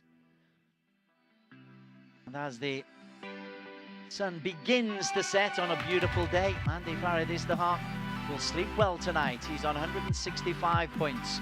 Yuki Kuni from SDG Team Harkbro, 7-point adrift. Hafiz Sharon Abdullah needs genuinely sporting miracles. He's 17 points down on the Ducati. It's been a respectable, a more than respectable season for JDT Racing. They might just fall short. Chip Nakarin lost important points today. He's in 4th on 141. Cannot, well, theoretically can, but it depends on a lot going his way. Out of the racing is Aslan Shah Kamrazaman, sliding out in style for TKKR BMW Racing Team. Minamoto is in 6th place. Well, we do hope you've enjoyed our work here from Buriram. Very quick thoughts, your star of the day, please, Barry Russell. Adi Farid Izdihar. I predicted the win, Des, and he won. But seriously, we saw 2 15-year-olds on the 250 podium, and Apiwat really dominated. Adinanta showed the fight that he's got in him. Murubul Vitoni tightened up the Underbone race with that fantastic win. So Four titles. tomorrow. Four titles still up for grabs tomorrow. Do join us for the finale of the Asian Road Racing Championships. Our thanks to Thailand, our thanks to the Chang International Circuit for your fine hospitality. We're going to enjoy the sights of Buriram for this evening before the finale tomorrow. From Barry Russell, myself, Des Corkill, from Daniel Bogas and the team behind the scenes bring you this broadcast. As always, it's been our pleasure to bring you the Asia Road Racing Championship, the FIM Asia Road Racing Championship. We'll see you all tomorrow.